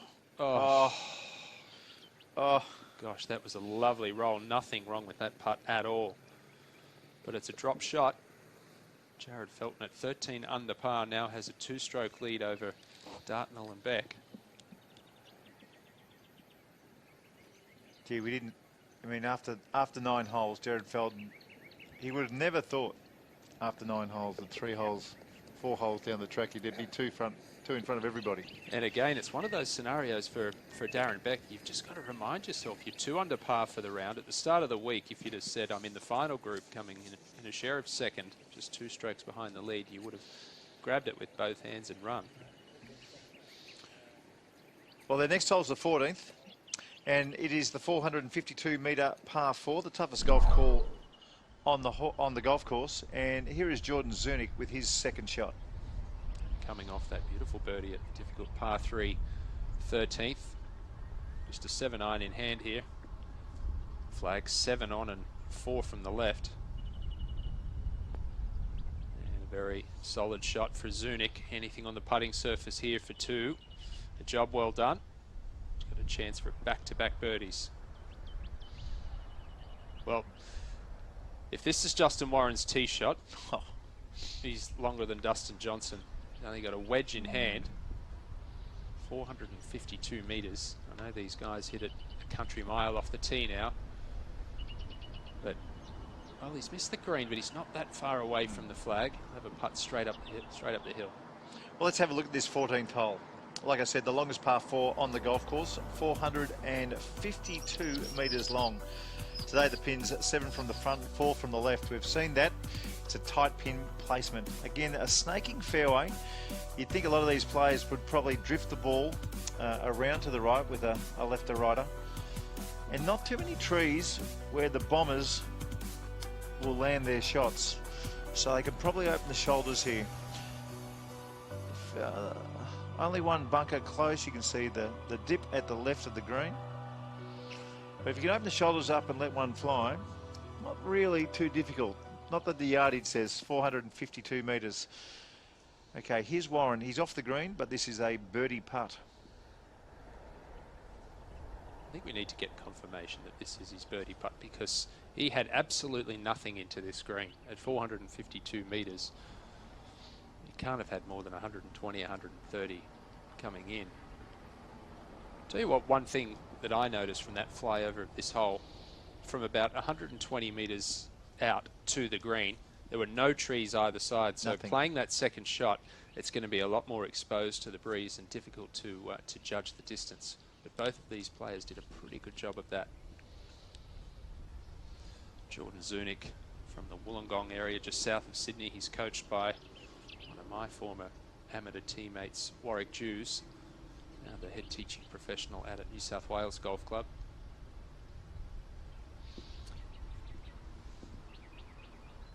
That's a beautiful roll. Just coming up a little shy, but nothing wrong with a 4 here at 14. 2 under on the front 9, and then unfortunately bogey 10 and bogey 12. So 5-5 start, and that's a par for Jordan on the 14th hole. Well, it was actually a 5-shot swing between him and his playing partner Justin Warren on those holes, because Justin Warren went birdie, birdie, birdie, and we're going to assume that's a par there at 14 for Justin Warren. And I can tell you that was his drive. So it's a 452 metre, and there's not much wind to speak of. 452 metre par 4, and like you said, he had, it looked like a 48-degree pitching wedge. Well, it's 320 metres plus, which is up there around 360, 370 yards, which is just, as Jack Nicklaus said about Tiger Woods 20-odd years ago, a game with which I am not familiar. Well, now even Tiger Woods is talking about rolling the ball back. Well, I mean, the only way I can see it actually taking place is that if they make the ball spin again. So, for instance, you know, you've got a TP5 and a TP5X, you've got the Pro V1 and the Pro V1X. They can change the spin rates if they want to. Well, is that the answer? Because I don't think the typical amateur golfer would be able to tell the difference with their drives. Yeah, look, I think for the professionals, I think a softer golf ball definitely would work. There's not much you can do about the equipment. You can't scale the equipment back too much from what it already is. But I had a game at Twin Waters Golf Club at the end of last year with former British Open champion Ian Baker Finch, and I used one of his old Persimmon golf clubs, and I can tell you that a flushed tee shot with a Persimmon club really wasn't that too dissimilar to what I'm using currently with my new driver. Is Peter Lonard's second shot at the 15th hole? Another beautiful iron. You always hit the best irons, Peter Lonard. I got to play with Peter a lot when I started my career, and he was the most phenomenal iron player I'd ever seen. I mean, he had that short, beautiful golf Ball swing. striker, wasn't he? He was. He was a real ball striker. His woods were great, but his irons in particular. I mean, he had this ability to hit these beautiful low short irons that are desirable with the spin, and then somehow the 3-iron would pop up in the air. It was amazing how he did it. Do you remember the 18th hole at Doral? Oh, yeah.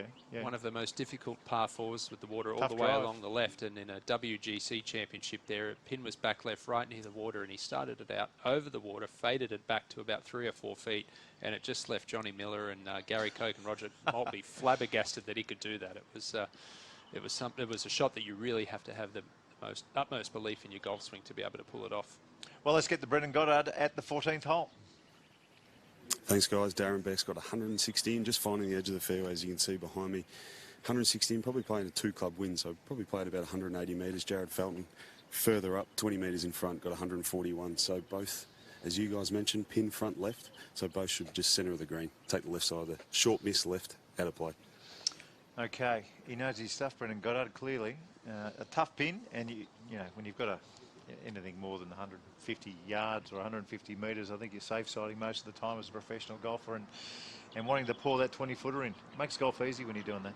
Yeah, it certainly does, and I think at this stage in proceedings, even though Beck is 2 strokes behind, they've got 5 holes left today, they've got another round tomorrow. There's no point in being overly aggressive at this point, short-siding yourself. The pin here at 14, only 4 from the left, is actually the closest flag they have to the edge of the putting surface today on any of the holes here at Kalgoorlie. So just put it there 15, 20 feet away from the flag towards the middle of the green, and you'll be happy with your result. I reckon I would love more amateur players to get to understand how infrequently the pros actually aim at pins, at flags, when they've got maybe a 7-iron and up, you know, 7, 6, 5, 4, those sort of clubs. If the pin isn't in the middle of the green, then more than likely they're safe siding, or, you know, they're just trying to fiddle their way into the clubhouse one way or another, and no plans of playing on the weekend. Well, while we're waiting here, let's get to the 15th hole, and this is Hogan for birdie. Well, I believe this is the amateur playing partner of Peter Lonard and Robert Hogan, and I tell you what, he certainly made a good fist of it up the hill there. He looked like Hogan. Hey? He looked like Hogan, the where he was placed. Let's get down to Darren Beck. Brendan Goddard's with him. Thanks, guys. Darren's got 160 metres in. Good sound off the club. It's actually going straight at it, drawing it in from the right. It's about 10 feet right of the flag. Wonderful golf shot, Darren Perfect. Beck. Jeez, he's hit some classy iron shots since we've come on air. Hopefully he can take full advantage this time. Great call, Brendan. Absolutely perfect. And that rhythm that he had there was magnificent. That's the rhythm we've seen him, you know, use to such great effect in this round. He's hit some beautiful irons, but now it is time to hole that putt. That putt actually has to go in. Otherwise, it will play with him mentally. Brendan, Jared Felton's next. As I said, he's got 140 metres. It actually plays a little bit shorter, although it's into the wind that it is a dogleg right, so they've taken it over the dogleg. Jared's got a really good lie. Again, should be just 10, 15 feet right of the flag. I suggest he's got probably an 8-iron. And that's just drawing too far left. That's going to miss short left. It's not where you want to miss it. No, we just spoke about that, BJ, and can't afford leading the golf tournament or at any stage really to short side yourself like that. Do you think he was going at the pin, or do you think he's really hit a bad shot? Personally, I think he's hit a bad shot because we had the camera angle right behind him there, and you could see that his eyeballs and that his shoulders and everything were lined up just to the right of the flag. So just an unfortunate mistake there for Felton. Okay, Peter Lonard at the 15th hole. This one's for birdie. Interesting there, Mark, that he used a conventional grip. Come on, come on. We've seen him use the claw grip on the previous couple of occasions, but back to conventional there. Perhaps at 4 over par for the round. Just searching a little bit. Okay. 9-9 in hand, it looked to me. 140 metres. Brendan called it absolutely perfectly. Just hooked a little bit across the flag. Ended up short in what looks to be... Is it a small gully there, BJ, where he's hit that 9-9?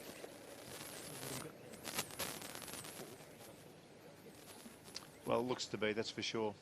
So, a tricky shot when there's a little bit of pressure, unless that lie is absolutely perfect. You know, the fiddly little one that you have to get up and then make it stop.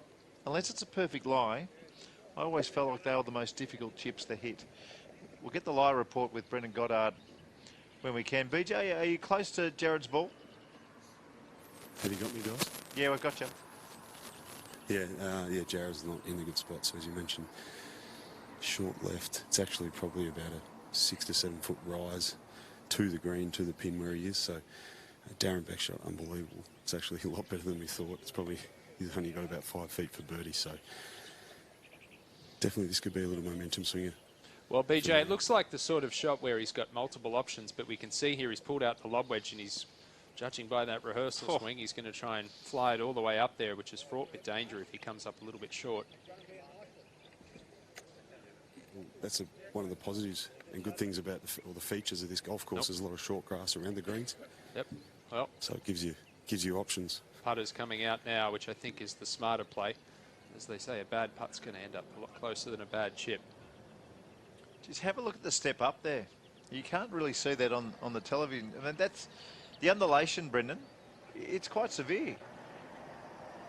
No, it is. That's it. You can't see that from the fairway. So if you hadn't played the course before, you probably wouldn't have thought it's too bad. But as we're well aware that a lot of the greens are all popped up out of the ground. I think it's a feature of Graham Marsh. Obviously, the land's being quite flat, particularly this side of the golf course in the back nine. So all the greens are popped up out of the ground. So if you do miss a green around here, you're going to have a lot of these shots.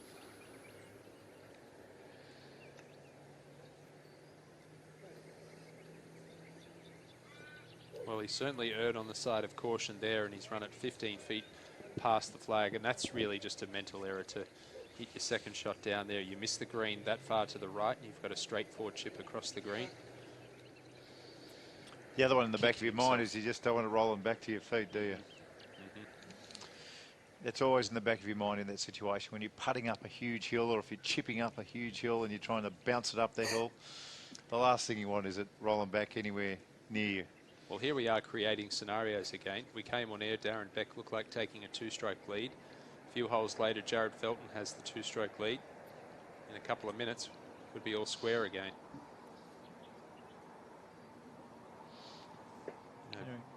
BJ referenced the putting surfaces here, how they're propped up out of the ground, and they tend to roll away and undulate away from these putting surfaces. Up where my mother lives on the Sunshine Coast, beautiful part of Queensland, Graham Marsh has just, in the last few years, designed Maroochy River Golf Club up there, and very, very similar features. What is a fairly flat golf course, but around the greens, they look very, very similar to here, except it's all Bermuda grass up there. I love all the stuff that Graham Marsh has done. I rate him as a designer. I think he's fantastic. He's done a public course in Melbourne called Growling Frog. Yep. Great name, by the way. Yeah, it is Growling Frog. Beautiful little golf course, and plenty of people get to enjoy that golf course. The Vines was always a special. I used to like playing the Vines for one reason or another. I think he does a magnificent job. Well, in fact, next month, the New South Wales Open Championship on the PGA Tour of Australasia is being played at Twin Creeks Golf Club, about an hour west of Sydney. That was designed by Graham Marsh as well. Royal Pines, the Australian PGA, designed by Graham Marsh. Okay, big putt here for par. Jared Felton, the leader.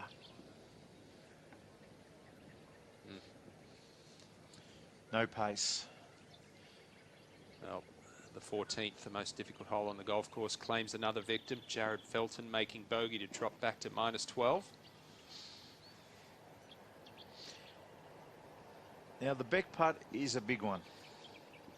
He's wasted, what, 3 or 4 opportunities? Since we've come on air on the 9th hole, he's wasted 3.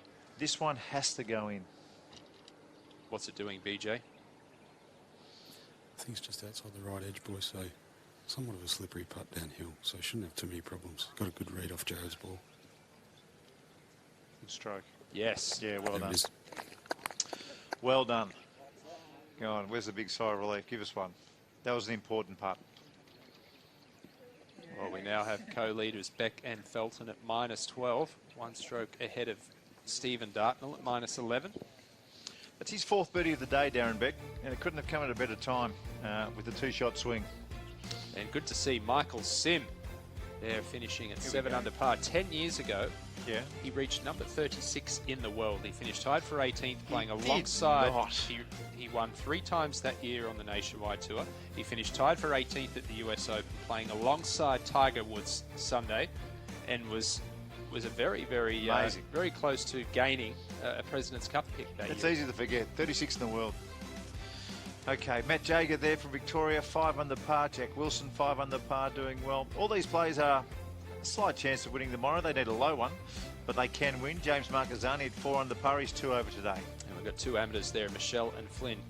Lucas Michelle, of course, last month, winner of the US Mid-Amateur Championship in Colorado, and that earns him an exemption into next year's US Masters and US Open at Winged Foot. Remarkable.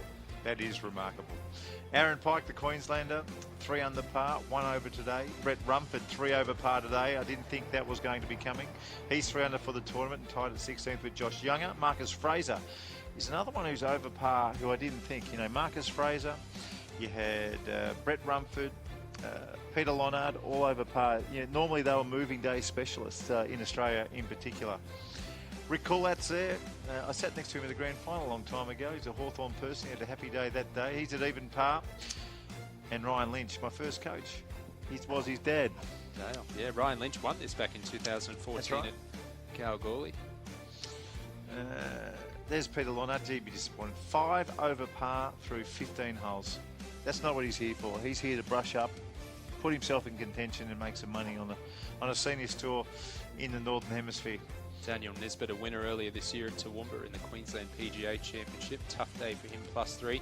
You see Bradley Doherty's name there, 78 round 1, 64 yesterday, and one of the most difficult things to do is back up a low round. Tough 75 for Doherty today. Matthias Sanchez, a former Australian amateur winner. He's turned professional by the looks of things. Aaron Townsend is 2 over par today. A lot of players who I thought would really move today are stuck in reverse almost. Corey Crawford from Queensland, another player, 6 over par today. He's 3 over for the tournament. And Mark Hudson from New Zealand, one of our international visitors, is at +5 today as well. A lot of indifferent scores today. We'll take a quick break. We'll be back in a tick.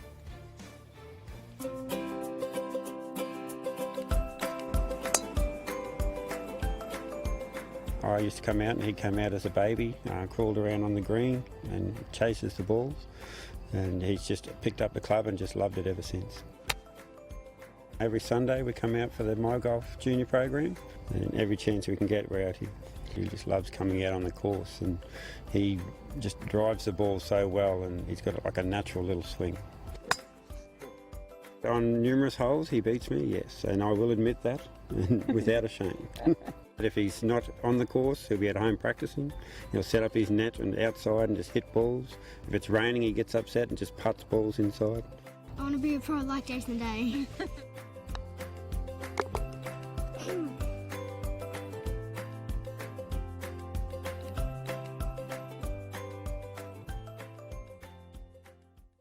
Where are you? Here you are. Now, think about all the places you're not. Go. Cross rivers. Climb mountains. Overcome obstacles. And tame wild animals. Get from A to B, or go every way. But don't just stand there thinking about it. Samsonite, born to go. This is spring racing. This is where it gets interesting. This is thoroughbreds on thoroughbreds. Internationals who aren't here to lose. Trainers with everything to prove. It's reviewing the form, the lead-up races, the form again. It's final scratchings, the final markets, and then your final say. So before the race, before the jump. This spring carnival, you know what to do. Doing business with the resources industry Make sure you know how technology is shaping the future of Australia's leading mining, oil and gas companies. The Resources Technology Showcase 2019. 2 days of insights from the business leaders transforming their operations. Register today at rtsperth.com.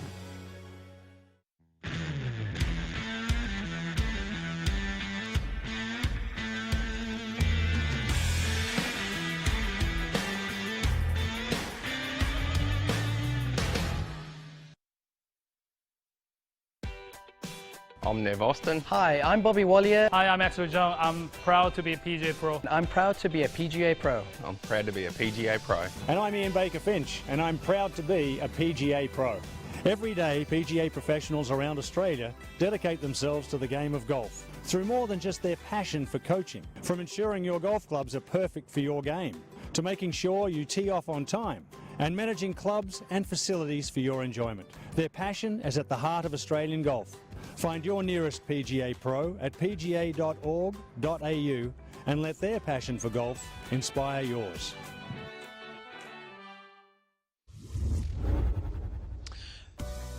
Okay, Mark Allen and Ewan Porter with you. Let's have a quick look at the 15th hole, the 403-metre par 4. Imperative to find the fairway here, Mark. Another one of those snaking fairways with trees both sides. It does open up just ever so slightly on the right-hand side there, which is exactly where the players will be looking to hit their tee shots. Just a 3-wood or a hybrid down there. Driver, it really narrows up. Flag today at 15 on the very front right-hand side. That one there on the front left. Just taken a couple of days ago, but that front right-hand side is really bringing that slope at the front right there into play, everything feeding down towards that bunker. So the approach shots, we're looking just past the flag, I would imagine, BJ. Yeah, that flag tuck on the front left. Darren's got 130 metres in. Again, different strategy off the tee. That's one of the great things about the golf course, is that you've got different options off the tee. So Darren took what looked like to be a 2-iron, 3-iron. Jared was a lot more aggressive, hit into the narrowest part of the fairway, hitting driver. So he's got about 50 metres on Darren. But Darren's in a perfect position, as we can see. Mark, you mentioned before about the younger generation having no fear, hence Jared Felton's just blasted the driver. Again, another great looking shot. It's just left of it. It's nearly straight at it, to be honest. Oh, his iron play. Darren Beck's iron play is absolutely sensational. It is first class at the moment. I just love his rhythm. He starts his downswing. It looks like it's just a practice swing to me. It looks like he's just messing around at home in front of the mirror. He's and always had a beautiful golf swing. Just chatting away there with the members. One of the great things you can do here at the WA PGA Championship is walk alongside the players. Well, it's one thing to hit a big drive right down the middle. It's another one to hit the wedge close. You saw what he did on the 10th hole. Back to you, BJ. Good shot there from the amateur, who was very aggressive as well. So we've got Jared, he's got 89 metres to the flag. Perfect spot, open up the green, hitting it to the narrowest part of the fairway. So you'd expect this. This is the difference, as you guys know, between the pros and the amateurs. They inside 120 yards, they expect this to be inside 10 feet. So another great looking opportunity, but as we saw on the last hole, you can't miss it in the wrong spot. So you have to get it up on the green here. You can't miss it short, because it's going to suck down into that red hazard in the red dirt.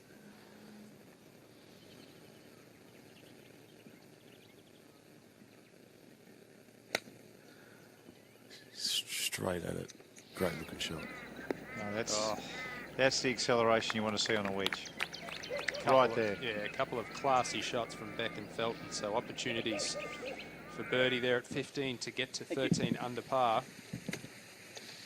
I'd love to get the wedge that he hit on 10 and that wedge together and show him after the round and say, look, this is the swing that you want to make.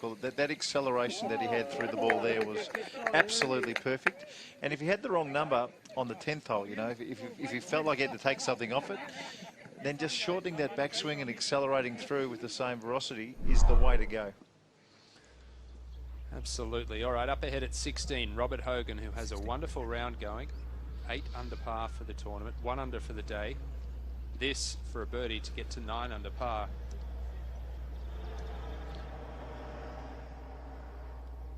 Oh, beautifully done. Sneaks it in the right edge. Now he is within 3 strokes of our leaders as it stands. Remember, his best finish as a professional, tied for 39th at the Victorian PGA Championship last year. So this is uncharted territory for the New South Welshman, and he's certainly handling himself with aplomb. Felton looks very relaxed out there, as too does Darren Beck. It'll be interesting to see how relaxed they are tomorrow on the back nine around this time if things are close. Where they'll still be talking to their amateur playing partners. Well, sometimes that can definitely help, having the amateurs there. Things are just a little less tense. Perhaps stop them from overthinking and overanalyzing the situation.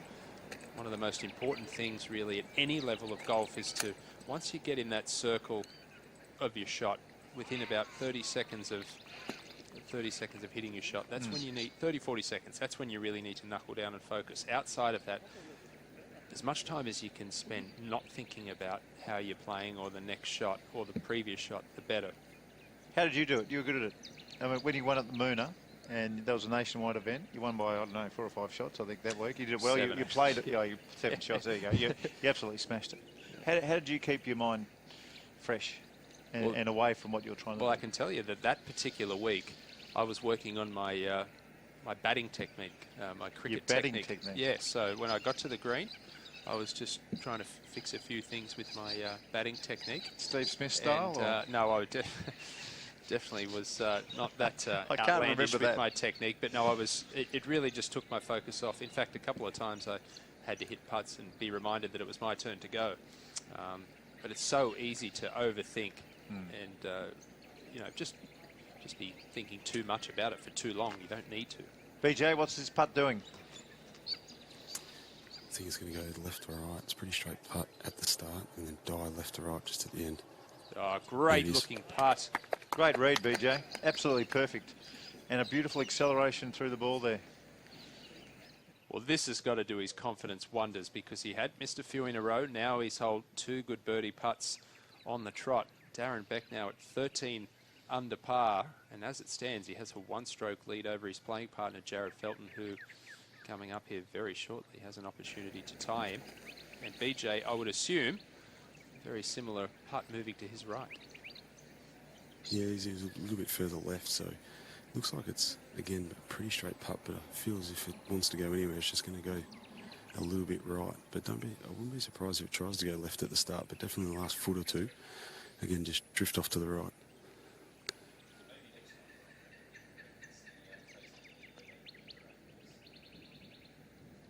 Roy, you were spot on, Brendan. It just drifted to the right at the very end. For those of you wondering, it's Brendan Goddard on course for us. He was caddying for Marcus Fraser at the US Open. Now, BJ, did Marcus let you read his putts at the US Open? Well, judging by those two, he should have. He should have. But, no, Fraser's pretty self-sufficient, to be honest. So I can only remember ever being asked to have a look at a putt probably twice, even through the practice rounds, just to get a look at the green. So pretty self-sufficient. So pulled all his own clubs, read most of his own putts. So I never kind of got in the way of that.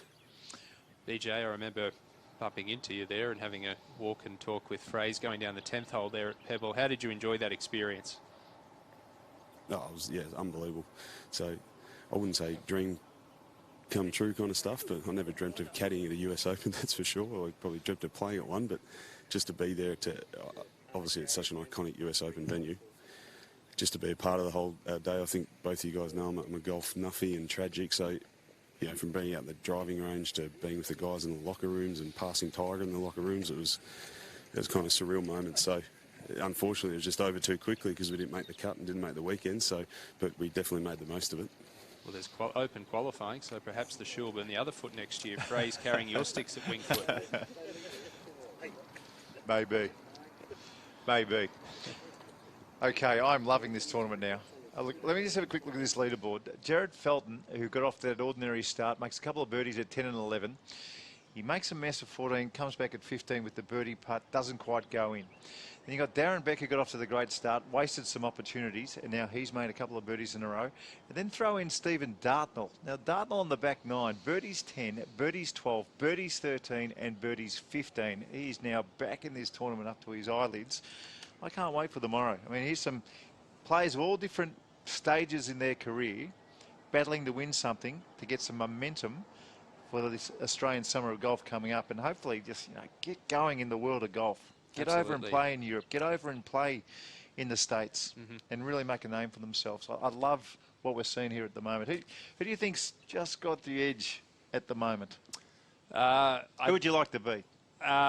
I personally think that Jared Felton has the upper hand at the moment. I know Darren Beck has the one-shot lead, but Jared Felton has won twice in the past 3 years on the PGA Tour of Australasia, and he's a very consistent performer. He was 4th in this last year. He was 4th at the Queensland PGA Championship earlier this year, and it just not much flusters him, nor does it Darren Beck. But I think Darren Beck can just tend to get a little bit twitchy with the putter on occasions. Very, very solid ball striker, but overall, I think Jared Felton is probably the one to beat at this stage. And the top 3, as you referenced, Felton, Beck and Dartnell, all proven winners here on the PGA Tour of Australasia.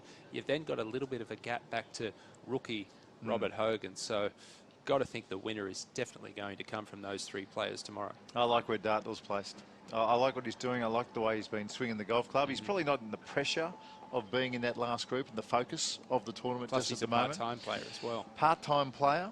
He's probably just, you know, throwing his hat back in the ring just to see what sort of form, to see if his, you know, golf club form in the Wednesday Stableford Cobb holds up, you know, when you're playing for a bit of money.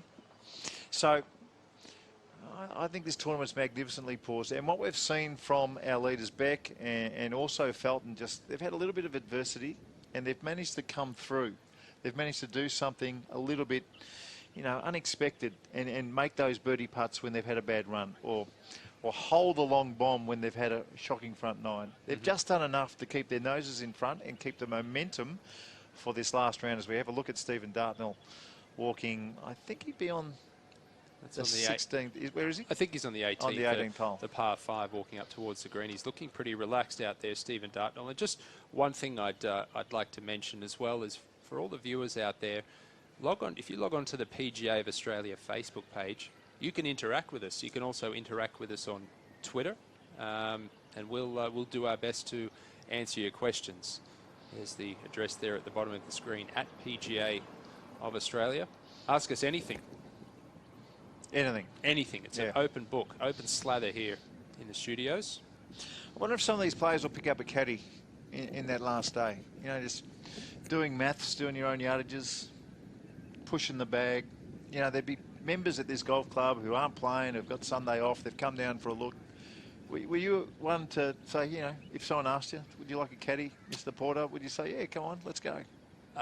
Unless it was if it was a little kid, if it was a young junior, I'd like to take them out there, basically show them everything they shouldn't do. But no, in all seriousness, I used to enjoy having the local kids come and caddy. But if it wasn't a junior, I definitely preferred to take my own clubs. No, I always loved the caddy. It was the way to play golf. I always felt like if my opponent didn't have a caddy and I was walking, you know, just carrying my putter to the green, I always felt like that was a huge advantage. And even if you did get somebody who might have just spoken a little bit too much, you can always kind of just walk on the other side of the fairway, throw the ball to them, read your green, and away you go. Okay, let's get back out in the golf course. This looks like Marquezani to me. Yeah, third shot. Remember at the start of the broadcast, we saw Brendan Goddard feature that big tier there. Have a look at that. And he has judged it very, very nicely. Marquezani, he'll have a birdie putt there. World class. At 18. He's a winner on the PGA Tour China a couple of years ago, Marquezani. Yeah, that's right. Came second in Fiji, the European Tour event that was there not long ago. Just missed his European Tour card. Well, Dartnell's left it in the perfect spot, just short and right to get it up and down for a birdie as he waits for his amateur partner to blade one through into the clubhouse somewhere. He wants to get to the 19th as soon as possible. Well, he should just pick that up, should he? What's the comp? Is it a par comp for the amateurs? Or is it a, you know, if you can't beat the pro, you put it in your pocket, don't you? Usually it's a couple, 2 best scores, 3 best scores, so he can put that one in the pocket. Now it looks like Dartnell's got the putter out. Not too dissimilar to what we saw with Jared Felton back at 14. Geez, look how big that stroke is. Jeez. Now he does have a couple of options here. He could play this well left of the flag and utilise the slope that James Marcassani just had to come down. But instead he's pulled the putter out. He's got to give it a fair clout up that hill. And then down the other side. Get up. Certainly hit it. No, he's made a mess of that. Too hard. He's made a mess of that. He'd be really disappointed. Again, I think we've seen 2 instances now where a player has got the putter out, putting up a big hill. And the fear is in the back of the mind, particularly when you've had a good round, just don't let it roll back to your feet. Make sure you get it up and over and on the green. And I'm absolutely positive that was in the back of Dartnell's mind there. Still got a birdie putt. Justin Warren on the 16th hole. This is a birdie putt. Come on. Oh, well, he's coming off a drop stroke. Justin Warren. That would have been the perfect way to bounce back. He's currently at 6 under par in outright 7th position.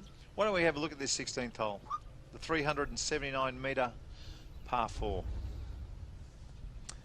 Somewhat of a breather, this 16th hole, because 13, 14, 15, such a difficult stretch. It's a straightaway tee shot, just that single tree on the left-hand side there that you've got to avoid, and also the fairway bunker on the right.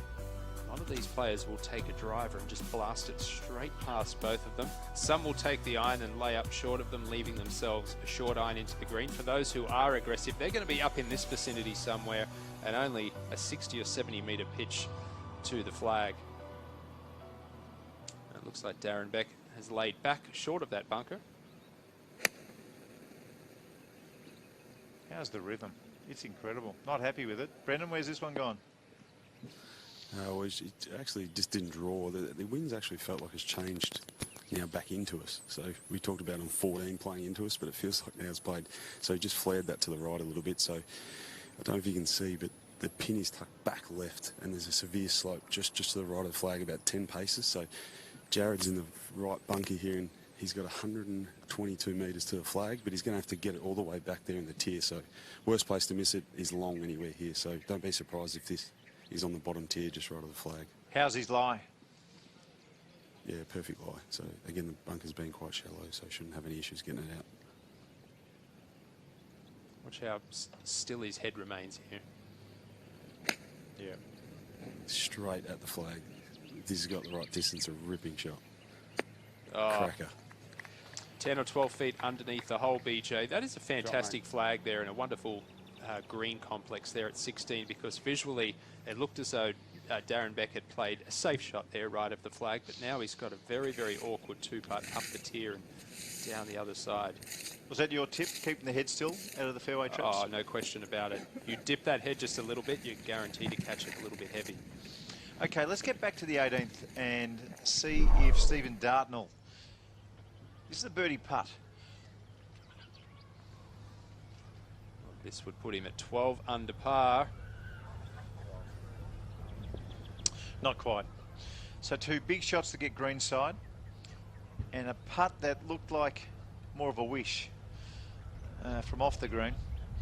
Couldn't hole his 20-footer, but still, that's a spectacular round. 100 on the front 9, 4 birdies to start the back 9, and he's in great position, fantastic position to attack this championship tomorrow. Yeah, well, he won it back in 2016, and you referenced the difference between playing a tournament of this stature versus playing the single Stableford on Wednesday, which is what Steve Dartnell does now, that he has a full-time job. It's not easy when you stand on that first tee in a tournament with the nerves jangling, and sort of have to learn how to deal with them properly again, as Marcassani squanders an opportunity to gain a stroke there at the final hole. His brother Anthony also played this week, unfortunately not around for the weekend. A lot of bogeys on James's card today, James Marcassani. Bogeyed on 2, bogeyed on 6. And a couple more in his round. Disappointing. 4 bogeys in a professional card never looks any good, does it? Not at all. Not when players are making a bunch of red numbers and 13 under is leading the way. Yeah, good to see the locals out supporting this championship. This Western Australian PGA Championship is has quite a few illustrious names on the winners list. Names like Brett Rumford and Stephen Leaney, Peter Senior, Greg Chalmers, Terry Gale.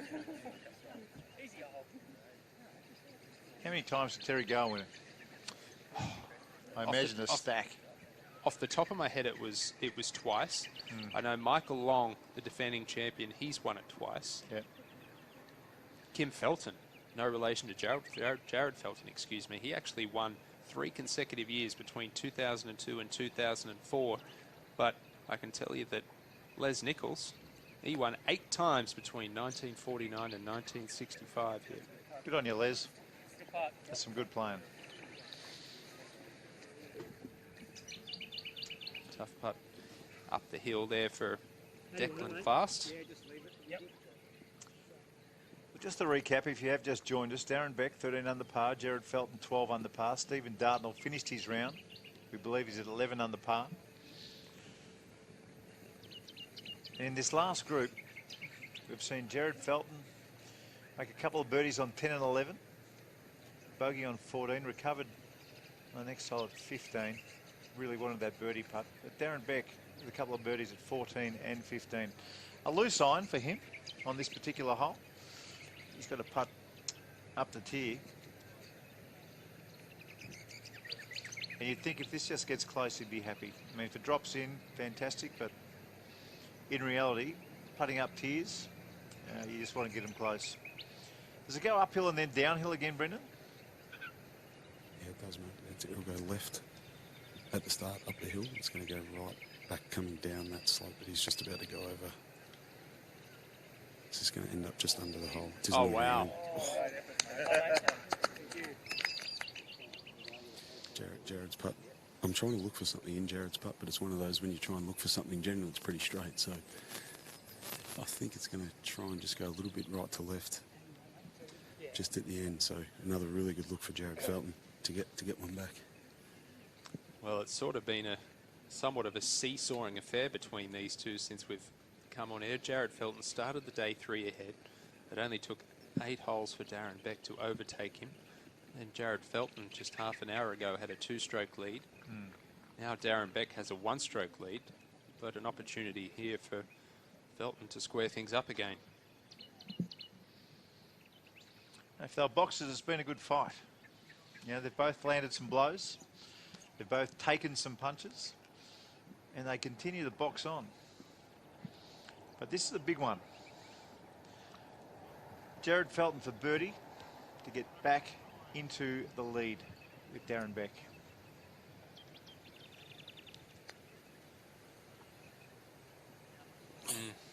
Went left. Snuck left, he didn't see it.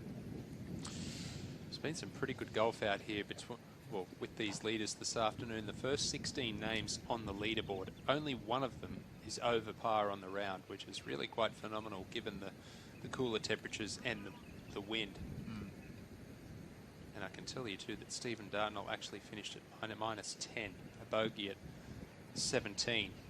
Unfortunately, he's doing a little bit of damage to his scorecard, but still fantastic round of 4 under 68. He's currently 3 strokes behind Beck. That's the low score of the day, and the low score that's in the clubhouse. The only one who can better that score, really, on the golf course is Darren Beck, who's currently at 4 under par.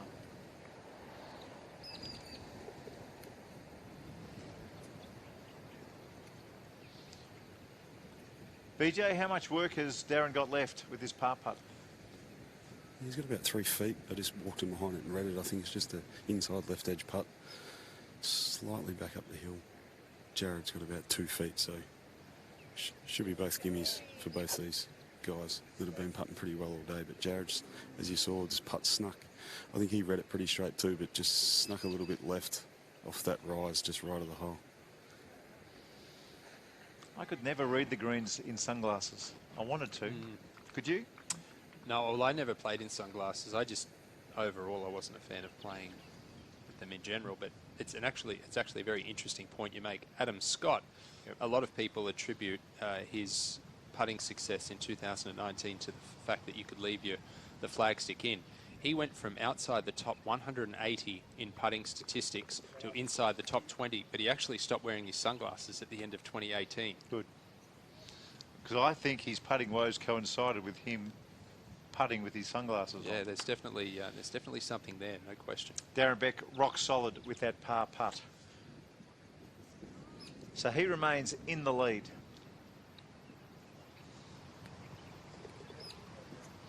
A nice little clean up from Jared Felton. As we move to the 17th hole.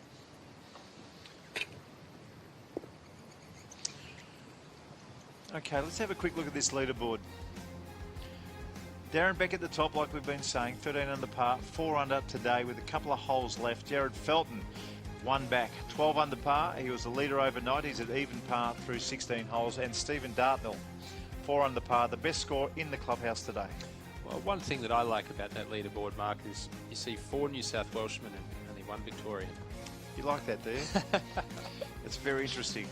That Victorian is David Micheluzzi, his first tournament as a professional. We always wondered how he'd go. It's rock solid. Rock solid start. A good low one tomorrow and he picks up his first check. Let's hope it's got 5 digits on it. Jack Wilson in there. How's his hair looking these days, Jack?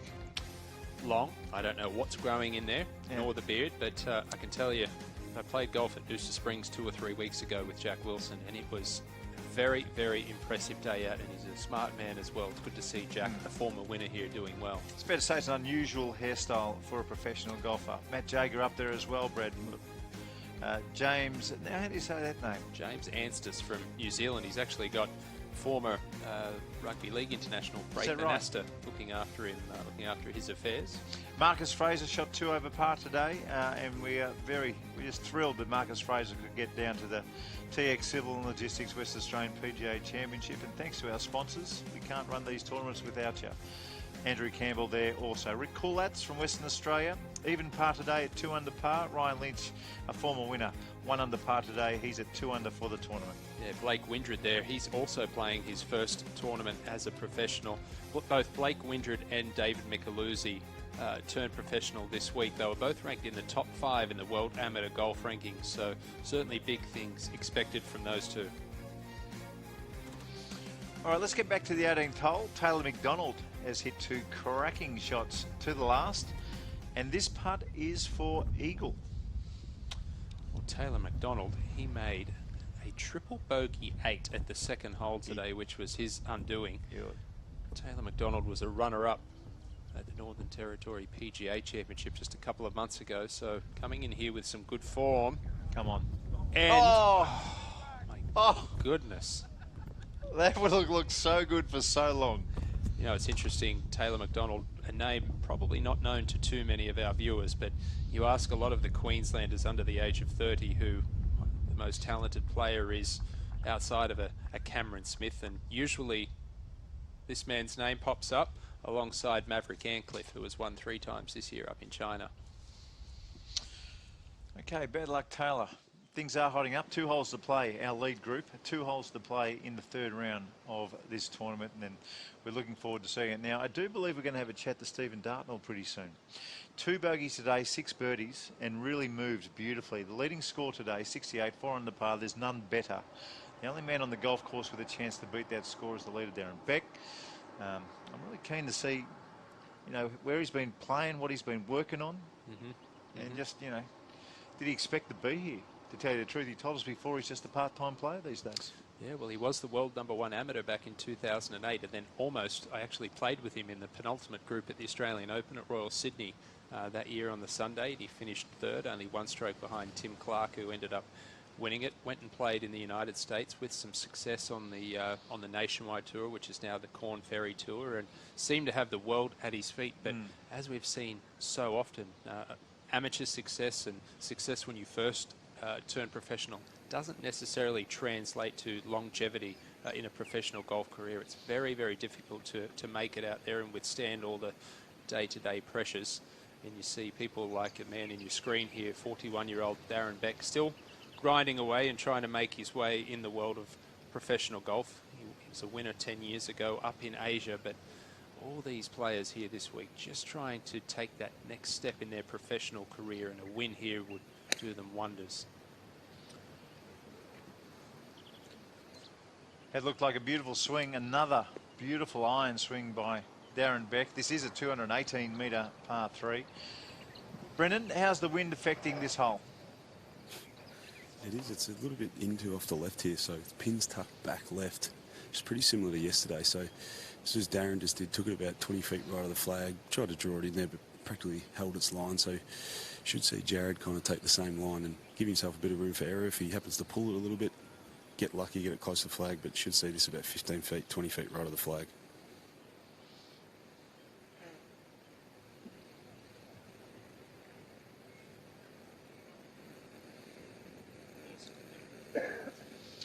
Okay.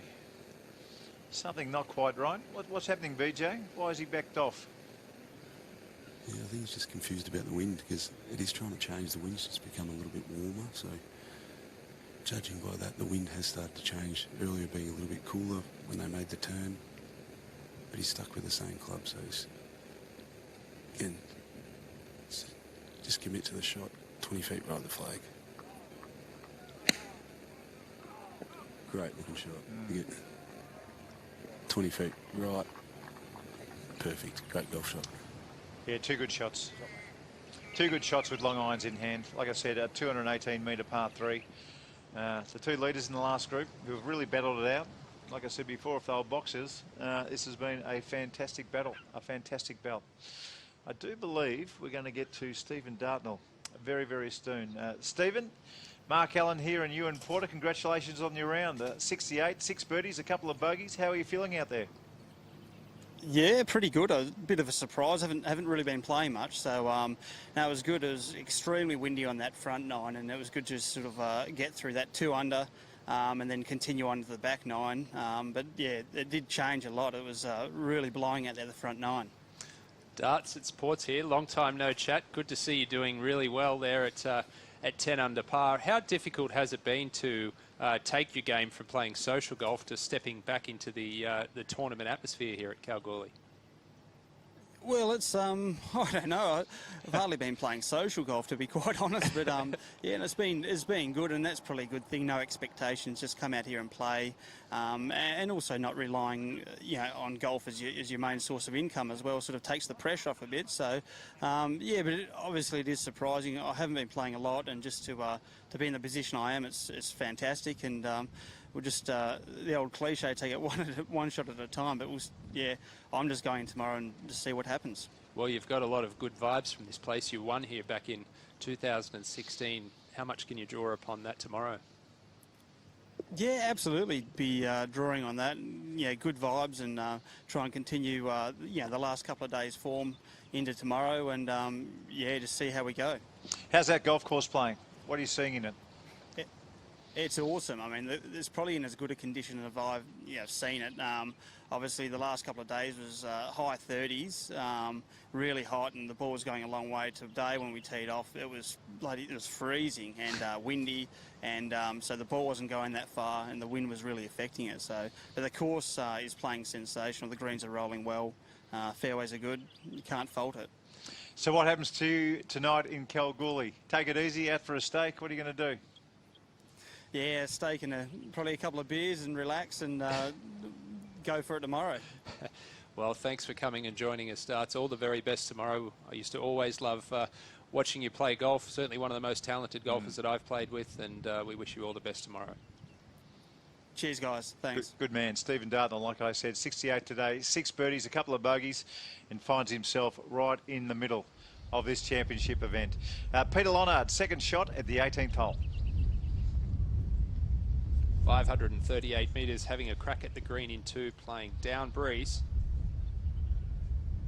Oh, hang on. Gonna get the Chase. Just a little bit further. Come on. Just a little bit further. Come on. Here we go. Got it.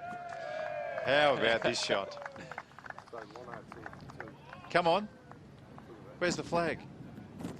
Oh, that is a sensational shot. Cracking shot. Now, remember, we're only doing score updates every 3 holes for all bar the leading group. And Peter Lonard was +5 for the round through 15 holes. So certainly an opportunity there to catapult himself up inside the top 20. Okay, we're back at the 17th hole. Our 2 leaders, Darren Beck and Jared Felton, have found the green. They've got long putts. And at the moment, Darren Beck, just 5 birdies on the day, 1 bogey. He's probably he's had the better run with the irons. This round could have been something special. He had a lot of opportunity kind of mid-round to really put some gap between himself and Jared Felton, but didn't hold those putts. Jared Felton birdies 10 and 11. And now we've really got a great tournament on our hands. BJ, what's this putt going to do? Okay, we've just lost BJ just for a second. You can see a little kind of a tear in the middle of his roll here. Right where he's walking up, right there. Yeah. This is always a good thing to do, a great strategy. If there is a tier like this, just to, if you do have time, you're not going to hold anybody up, just to get on the tier and just feel. It's almost like what would happen if I rolled the ball up this slope and then down. You do get a better feel for those sort of putts. One of the things I always enjoyed doing on longer putts was, well, not even so much longer putts, just putts in general, was to have a look at the last few feet of the putt. What's it going to do near the hole? Because typically when you line the putt up from behind the ball, it's quite evident what's going to happen in the first part of the putt. It's really that final part of the putt that you need to learn the particular break. But I think this one here for Darren Beck will be all about speed. He needs to try and get this within a 2-foot radius of the hole. If you are having trouble with your speed, there's a great way of doing it on the practice putting green, is actually just hit the long putt and say in your head, that's short, that's long, or that's perfect. And it is amazing how much better you get at judging the distance. Looking up doesn't help you in this situation when you're trying to knock it dead. That looked fantastic too. Great rhythm. Down it comes from the slope. Certainly got the pace right. Yeah. Terrific rhythm on a long putt. Just didn't quite read it right. But he'd be happy. B+. Yeah, he certainly got a little bit of work to do there, but just outside that 2-foot circle. Beck will have that to remain at -13. The good thing for Jared Felton is that he would have learnt something from that putt. They mightn't have had the same line, they mightn't have had the same length, but towards the end you can, if you've played enough golf, you can pick what's going to happen, even if it's just a similar putt. It does help you. Now again, you'll see a lot of pros do this when they've got a little rise in the middle of their line. They will come up, they will have a look. And here's the important bit. What's it going to do at the end, just like you were saying? It's always difficult to get the pace right when you've got to putt up a tier and then it goes downhill the other side, because you know that you've got to give it a little bit extra to get it up the hill to begin with, but you certainly don't want to hit it too hard and have this going 4 or 5 feet past the hole. It's to share the lead for Jared Felton.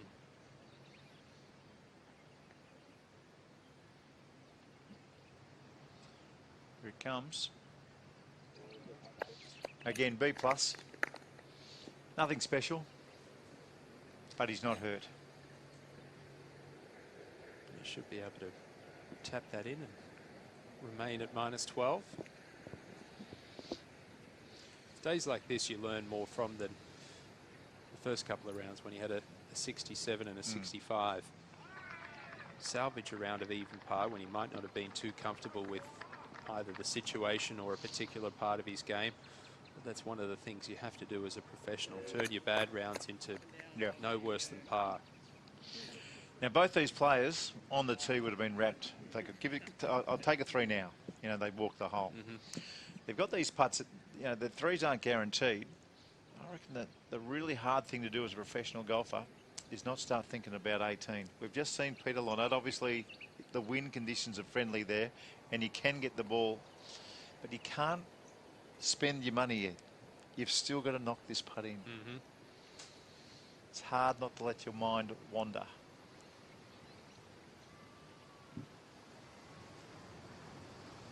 His backswing on his putts, if anything, just tends to get a little bit short sometimes, Darren Beck. So let's see if he can keep the putter low to the ground here in his follow through. Yeah. Very good. Rock solid. He was top 10 last year at the Australian PGA Championship at Royal Pines, Darren Beck, which is a European Tour co-sanctioned event. So we've seen evidence today of just how talented he is. He's a wonderful ball striker. And this week, every part of the package is being put together nicely. It's just hard, you know. Living in Australia, it's a long way from golf. You know, these guys, you know, they've got to live. They've got to go from tournament to tournament. The Australian peso doesn't go so far in Europe. We know that. Doesn't go real far in the United States either. Oh, I absolutely 100% agree with you. I think that we're at a disadvantage here in Australia just simply because of geography. Well, this is an eagle putt for Peter Lonard. He's had a rotten day. I think he might have one extra beer at dinner tonight if this rolls in. Oh, beautifully done, Pete. Now, I'm just wondering, I know in the US on a lot of par threes, Mark, that they have dollar beers for every birdie that a player makes. I'm wondering here if they'll have dollar beers for eagles or free beers for any eagle made. They should do something like that. Well, as our leaders walk to the 18th tee, why don't we have a look at the 18th hole? 538 metres this par 5, and playing down breeze, it's reachable for nearly everybody in the field. The hole just shapes a little bit from left to right. One thing that you've got to watch out from the tee is just running through the fairway into that red dirt. The longer hitters can certainly get it up near there. And once you've safely navigated that tee shot, in the go zone, something like a 3-wood, long iron or a hybrid for your second shot. And you can see the bunkers in the middle of your picture there. The one up next to the green, not so bad. That first one, that would leave you with a precarious long bunker shot. With the clubhouse and the car park in the background, I know what I'd be thinking about. It's not positive thoughts, but the flag over on the right-hand side today, you really want to be putting it up there on the left-hand side and trying to cut it in from left to right like Peter Lonard did. Give yourself a chance for an eagle. Well, we had a bit of a glimpse of that 18th green with Peter Lonard. Brennan Goddard did a magnificent piece earlier today just on the 18th green. Let's go and have another revisit of what Brennan did earlier today. Now we're here on the 18th hole, par 5, playing 538 metres today. One of the distinct features here is this massive 3-tiered green. For a lot of the guys, if they find the fairway, it's reachable in 2. But they'll have anywhere between 220 240 metres. So that's a 2-iron, potentially a 3-wood for a lot of guys. And one of the risks they'll have going for it in 2 is they have to come up through the front of this green, which then brings in the risk of this particular shot. And the ball releasing on them, again, coming with a 2-3-iron, 3-wood, it's going to be coming in low and hard. The risk is it's going to run down through to this back tier, which makes for a really hard 2-putt to make birdie. Percentage play for mine, and a lot of guys will do, is they'll come up, lay up essentially to the right of this green, which opens up this shot to the flag, which they can use this big slope to bring the ball back if they don't have a great lie or a worse, shorter angle, short side themselves. And they'll potentially have a 4 or 5 footer for birdie. But from down there, the back of the green, it's a really hard 2-putt for birdie. And they run the risk of missing it anywhere on this green, which is a really hard up and down. So a par 5, reachable on the card, but a really difficult green. Well done, Brendan. I've got to say I love this hole. The island tee shot, I mean, there's an island fairway. You've got to manoeuvre the ball, and then the green's kind of extreme, but, you know, extreme greens on par 5s I kind of like. I don't mind it. Well, it's a second shot green, isn't it? Yeah. A lot of the time you'll see a small putting surface on a par 5. Typically that means that the hole is set up to lay up and then hit a wedge into the green. So this one is a second shot green. Graham Marsh designed this hole knowing that the longer players, the better players, are going to have a crack at the green in 2. And already we've seen Stephen Dartnell have a lot of trouble around the green. We just saw Peter Lonard make an eagle, and it's a wonderful opportunity, really, to get an entertaining finish. If you use your brain, you can put the ball in the right spot as well. You know, like Brendan said, you can go down the right, chip up the hill. It's kind of a backboard for you, but I do like greens that run away from you when it's, you know, when it's a par 5 or a short par 4. You see it a lot at Royal Melbourne.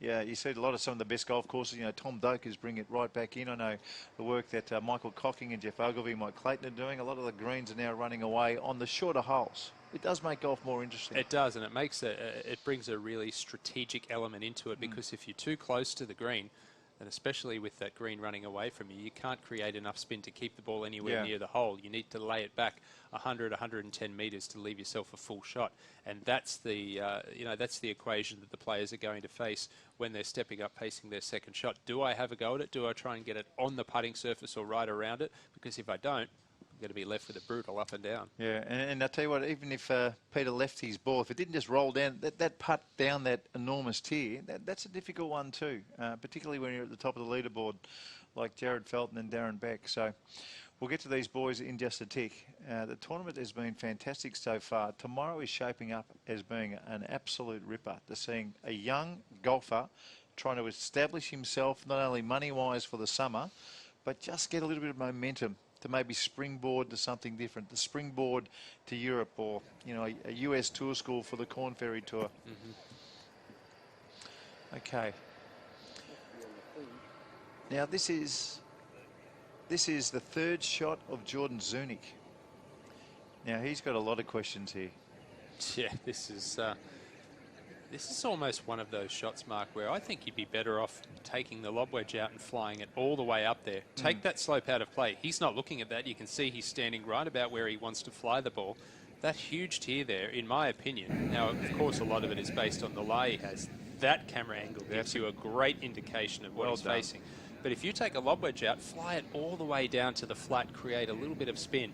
He's got enough green to work with there where he can stop the ball. Anyway, you know, he knows best. And I'll tell you what, you mentioned players going overseas.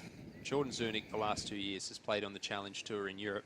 In my opinion, he doesn't belong there. He's better than that. He should be playing on the European Tour. So, you know, at the age of 27, he's got to start taking full advantage of his talent. And hopefully he can find himself out there with the big boys here pretty soon. Okay, he's picked a line. Looks like he's going to let the ball run out. I've got a feeling it runs pretty hard right down that hill as well. Up on top. Now it starts to drift right. That's a hell of a shot. See, I told you landing it on that first part of the green was the right play. Well, look, he could have done it. And look, some players would have. A lot of the time, it's you get there, you look at the lie, and as a professional golfer, you know what you can and can't do. You've got to be able to diagnose golf lies. And, mate, tomorrow he could come and have the same shot and get the lob wedge out. That is a brilliant shot. Absolutely nothing short of sensational for Jordan Zunic, and a tap-in birdie to finish. These are nice.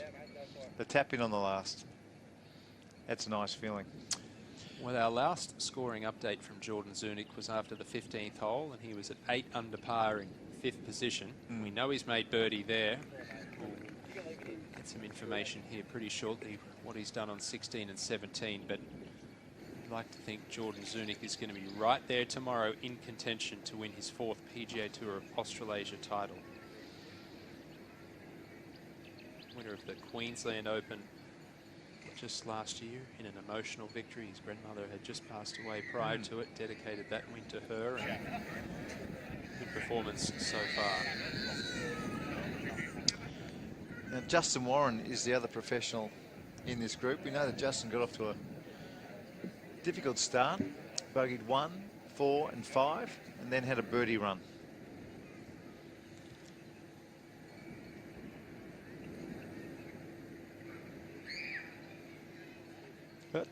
But oh, beautiful putt. Good goalkeeper keeping that one out. That certainly had a good look for a long time. 3 years of college golf over in the United States, up against the best amateurs in the country there, some of which now are taking the PGA Tour by storm. Victor Hovland, Colin Morikawa, Cameron Champ. You know, how about these guys? Yeah, got to watch them play at the Walker Cup a couple of years ago, and you could see they were on the verge of something special. Victor Hovland, my God. Well, we covered his USAM win last year at Pebble Beach, and obviously very talented physically. You could see that he just loved being out there and competing, always had a smile on his face, and it's that sort of attitude that is not just conducive to longevity but also success. I'm a big believer in the college system in America. I really believe in it. I think it's a great thing to do. Texas Tech yourself? Yeah, I went to Texas Tech, and you leave Australia as an 18-year-old, and you're playing against maybe 5% of the world's best juniors. You get over to college golf in America, and you're playing against 75% of the world's best juniors. You lift pretty quick. Yeah, absolutely. It makes you a lot more independent as a human being as well. As Justin Warren taps in there in the last hole. They're actually starting to broadcast a lot more amateur golf and college golf on Golf Channel in the United States, which I think is a terrific thing. And judging by the ratings over there, it's actually ranking higher than a lot of the other professional tours around the world in their coverage. So there's certainly an appetite for watching amateurs and the future superstars coming through. Let me give you an idea of Justin Warren. We just saw him hole out there. He shot 40 on the front 9, and then birdied 10, 11, 12. I don't care what happens in the rest of his round. That's fantastic. And that is a mental ability to get on the 10th tee and block out what's just happened and start again. And that's a hard thing to do as a professional golfer, particularly if you haven't been long at the caper. BJ, we just had a look at the flyover of this hole and mentioned that it was very, very easy to run out of fairway here. We can see Jared Felton's ball just short of it. Has Darren Beck, has he gone in there, or has he already hit? So Darren took 3-wood off the tee. So Jared played more aggressive, playing downwind now late in the afternoon. So Jared's actually got 205 to the front of the green. It's 235 to the flag itself. So from this angle, I expect Jared to go left of the flag at the front of the green, trying to get it to run down to the flag from that top tier. So 235 to the flag, 205 front. And he's hooked. It's going to end up short left, hopefully, because long left's not good there. Yeah, so short left, roll short actually. Yeah, that would have been a tough shot. A tough shot, BJ, for Jared Felton. He likes to draw the ball, and it really suits coming in there with a fade. I almost think he would have been better off taking a wood there and trying to cut it. But obviously you don't want to go long. It's going to be exciting to watch that pitch shot. Maybe not so much for Jared Felton to play it, but we'll have fun watching it. Well, we'll get you down in front of that green, Brendan, and you can give us a real good idea of that chip shot. I do love this last hole. Yeah, I do love this last hole. Makes players think. No 5-wood in the bag there? Do you know?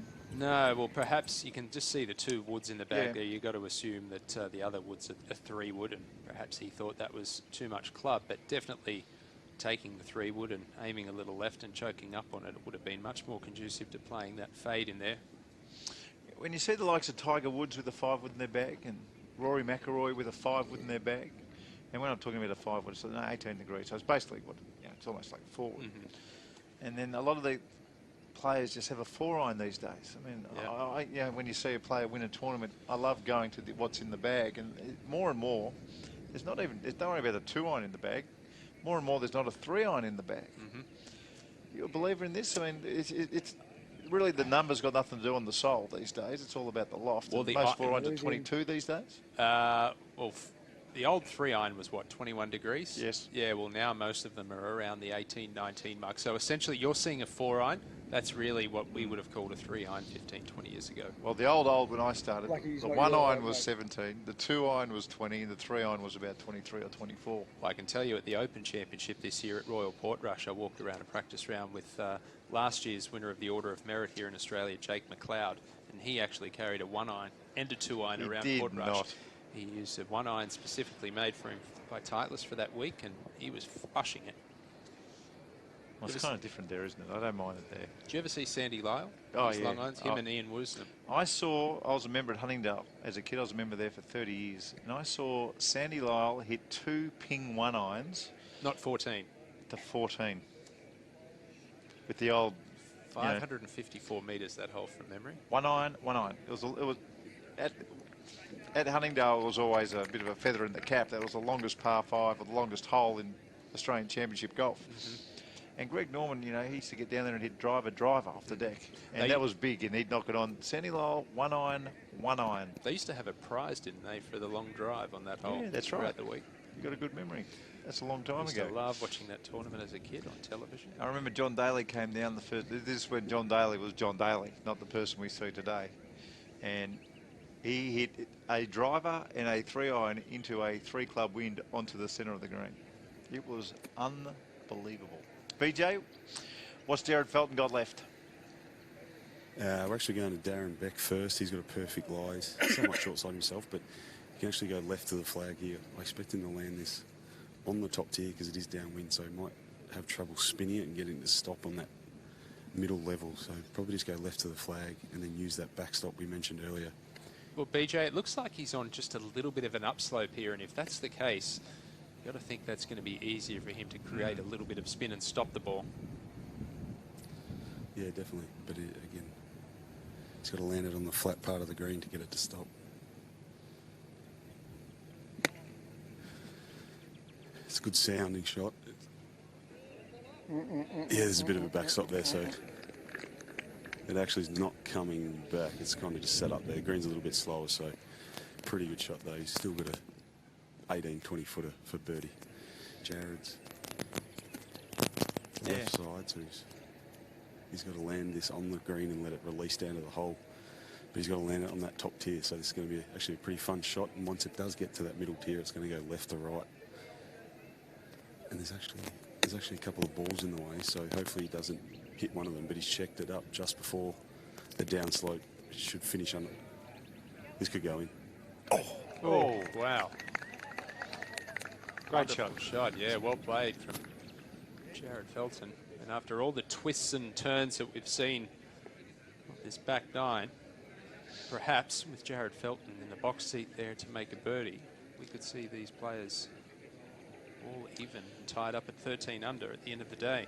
Now, as the leaderboard updates, I can tell you that Jordan Zunic made a bogey on the 16th hole. So that birdie on the last kept him at 1 under par for the day. And he's at 8 under par for the tournament. He's 5 back of Darren Beck at the moment. And Robert Hogan birdied 15 and 16. Shot 70 today, 9 under par. So young Robert Hogan doing quite well also. BJ, we didn't quite get to see where Darren Beck's ball finished there. How far has he got for his birdie putt? He's probably got about 18 feet.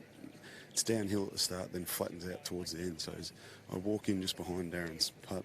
I'm just going to try and get a read on it, but it's actually a pretty straight putt. So again, going downhill at the start, I think if it's going to go anywhere, it's going to try and just sneak right on him to the lowest part of this middle tier. So Jared's actually got about 8 feet for birdie. I think it's just outside the right edge. So pretty good look at it here. So again, as you mentioned, it's a boxing match, so they've gone toe-to-toe all day, and it just comes down to the putter again here on the last. Well, I can tell you that if Darren Beck holds his putt, he will in fact shoot the lowest round of the day. Young New South Welshman Benjamin Stowe shot a 68 to move him from the cut line all the way to 3 under par and in a share of 17th.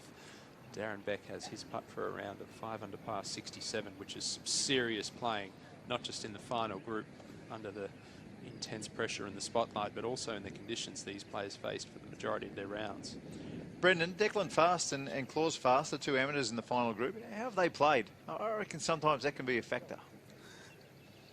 Yeah, they're pretty good, mate, and I think they've been really respectful. So they've actually, when the guys are getting yardages, they've played their shots. They've kind of let the pros still take the limelight, as we know a few amateurs want to be in the limelight, but they've putted out first just to let the guys take their time with it. So they're actually pretty good golfers, to be honest. So both drive the ball well, hit when they need to. So it's been a good group to follow. I tell you what, there's a lot of incentive for these amateurs playing out here, because the winning pair on the weekend between the amateur and the professional, the amateur wins a voucher of $1,250, whilst the professional gets a $2,500 cash bonus. It's not what Darren Beck's thinking about right now. This is to move to 14 under and momentarily 2 strokes ahead. He needed you to read it for him, BJ. Yeah, we needed a read from you, Brendan. Yeah, I'd have to take a percentage if I start reading his putts. Smart, yeah, smart. What's he got left there? Has he got a 3 or 4 footer left?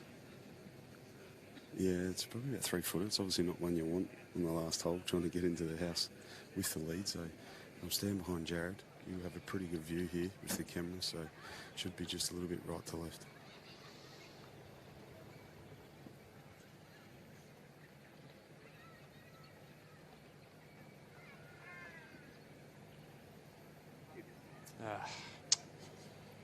Well, disappointing for Jared Felton. That'll be a round of even par 72. Completes his third round at 12 under par. And from where he was off the tee, he certainly would have been thinking eagle or birdie, so disappointing to walk away with just a par. So as it stands at the moment, Darren Beck and Jared Felton will play together in the last group tomorrow. And Stephen Dartnell and Robert Hogan will be in that second last group. And Jordan Zunick and one of either Michael Sim or Justin Warren. I think Michael Sim was in first, so Jordan Zunick and Michael Sim will be in that third last group.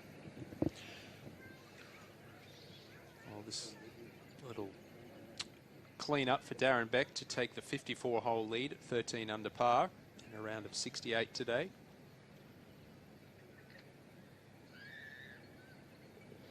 Never a doubt. Nicely done. Very solid playing from what we saw, Mark. It was quite a display from tee to green, especially today. No, that was enjoyable. The back nine was fantastic. And just seeing the little momentum swings, but more importantly, seeing how the players handled a little bit of adversity. You know, the 1 over par 9, just one bogey on the second hole for Jared Felton, and for him to get a couple of birdies back on 10 and 11, absolutely brilliant. And then when Darren Beck wasted those opportunities mid-round to make a couple of birdies on, I think it was 14 and 15. It was 14 and 15. Yeah, just fantastic. I mean, very, very clever stuff. And great mental capacity to actually do that when you're in the final group. It's not always easy. No, and I like the fact that Darren Beck, he did that little interview with Brendan Goddard out there on the 13th hole when his tee shot had just found the bunker and he'd missed a few putts. Well, let's get down to Brendan Goddard. He's got the leader after 54 holes, Darren Beck. Yeah, thanks, guys. Here with Darren. So one-shot lead going to Sunday, mate. You should be pretty happy after the round.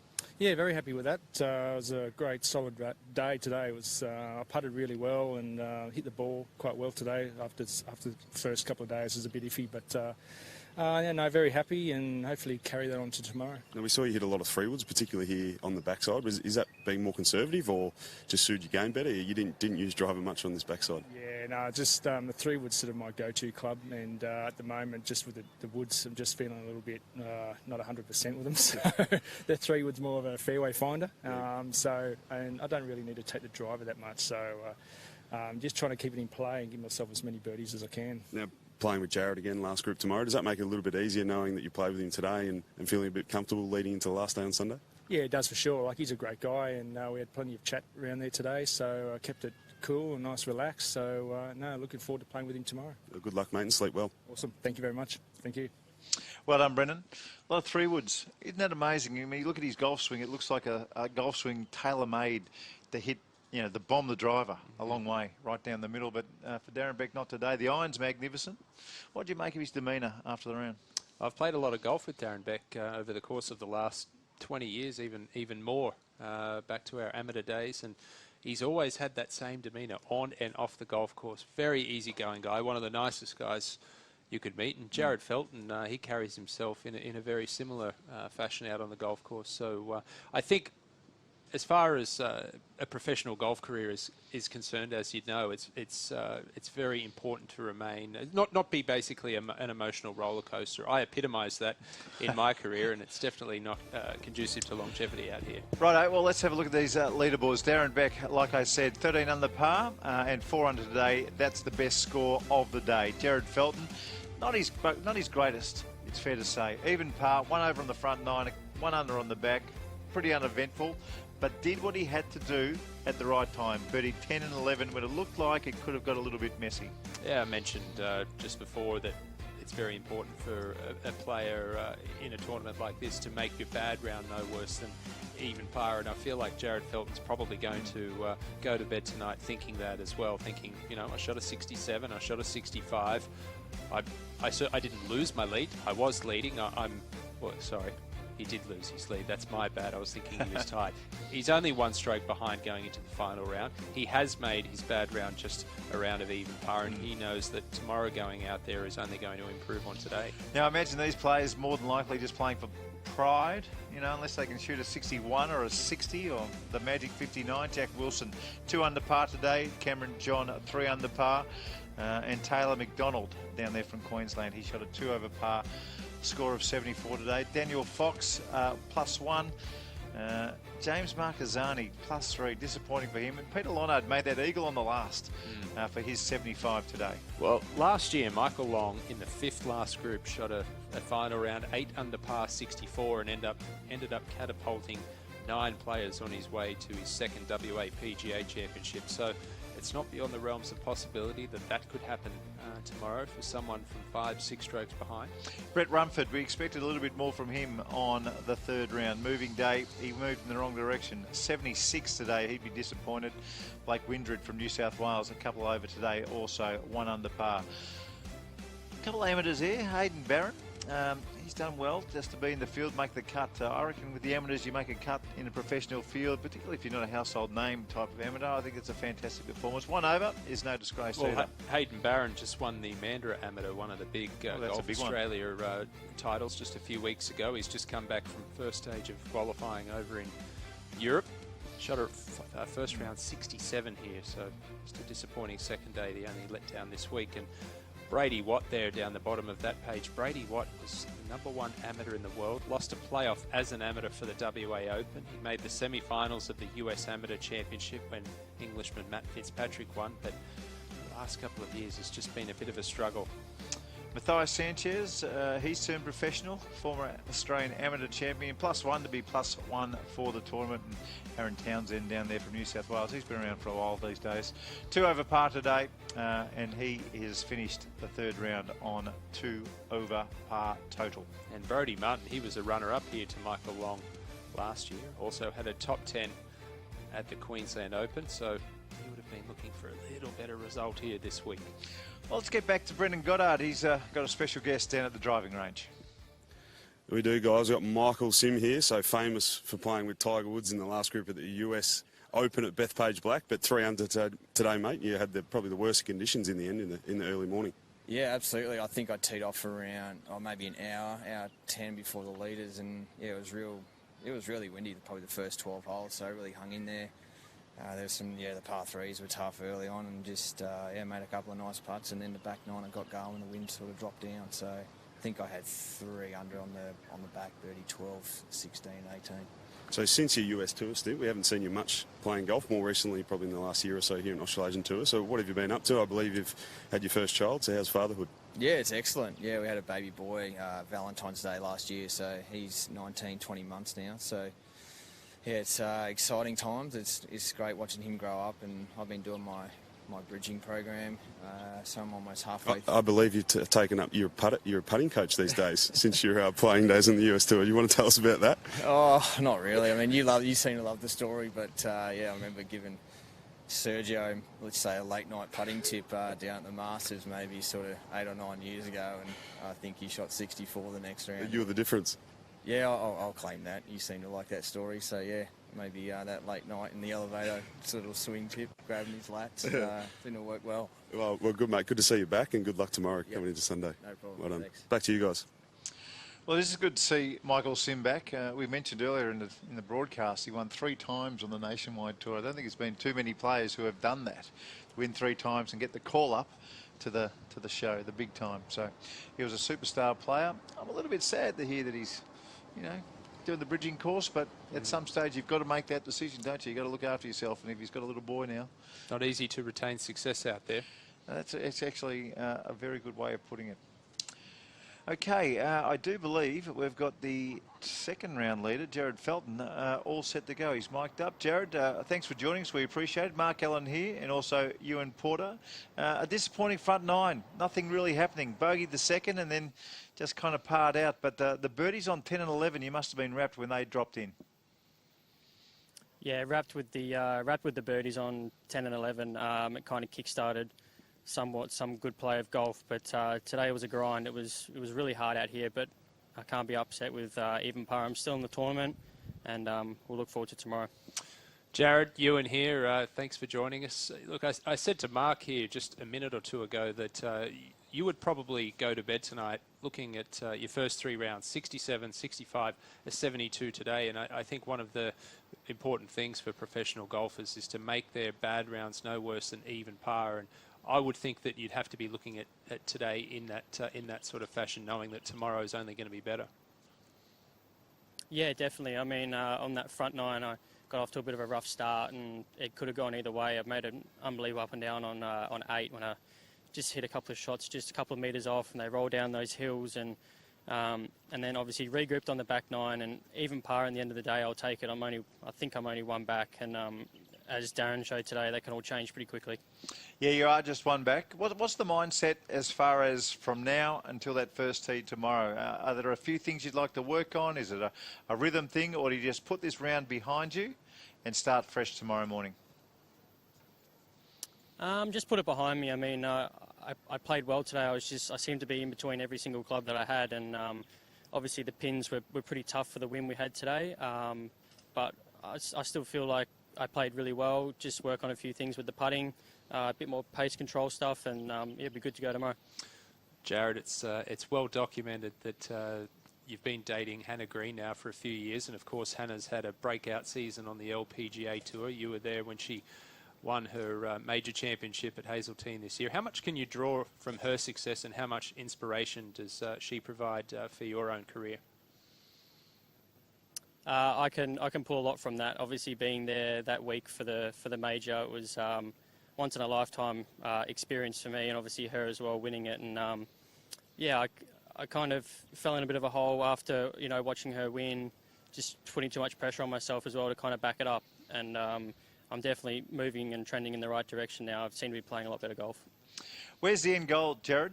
Where do you want to end up? I mean, obviously, professional golf, you're built for it. Your swing's beautiful. You play poorly and you shoot even par, and you're going to be in that last group tomorrow. What's the end goal? Do you want to end up on that European tour? Would you like to be a US tour player one day? Where do you see yourself?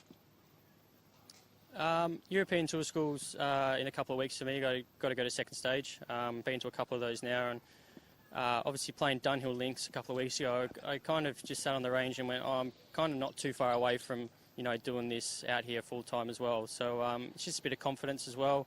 Just got to trust my game, and European Tour is definitely where I think I can be in the next probably 3 or 4 months. Well, you definitely belong out there, Jared. You've won twice out here, looking for a 3rd win tomorrow. Thanks very much for your time, and all the best. Good luck.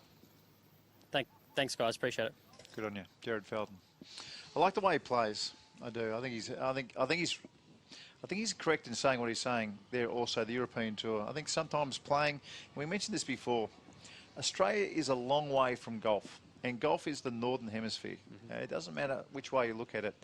And when you get that opportunity in that Northern Hemisphere, you've got to take it. You absolutely have to take it. You've got to have some money in your back pocket. And these tournaments are very, very important to getting that springboard over there. But I love the fact that he wants to play in Europe first.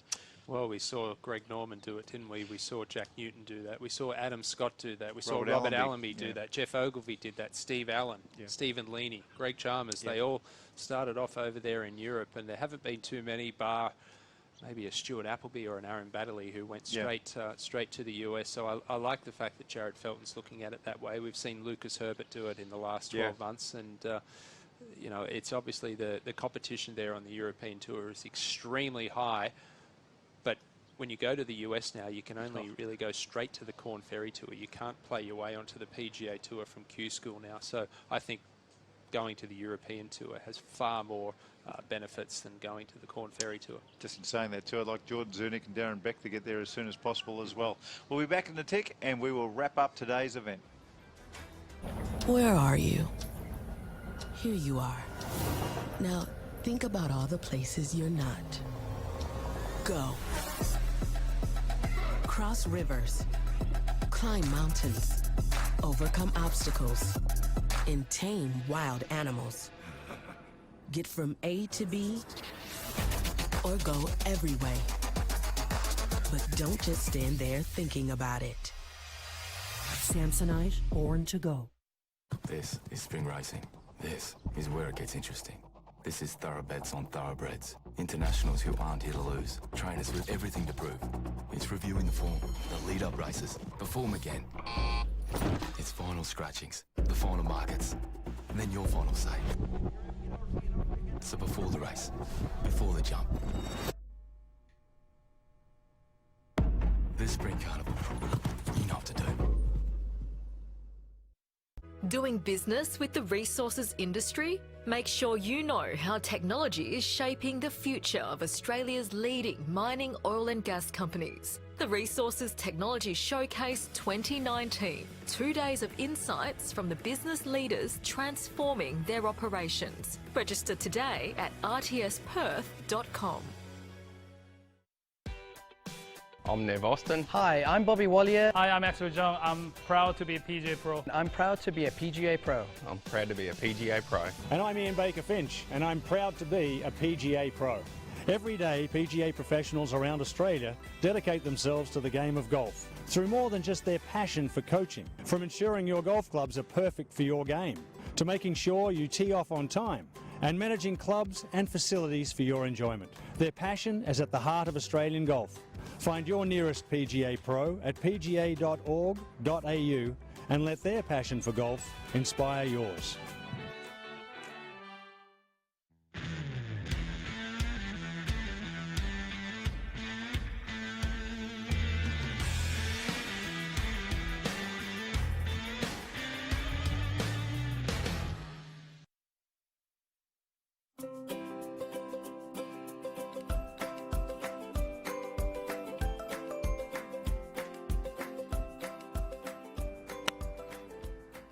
I'm a big left to right golfer. I chase the ball more than Tyler. He's more down the fairway than I am, and I enjoy the red dirt where Tyler enjoys the green grass.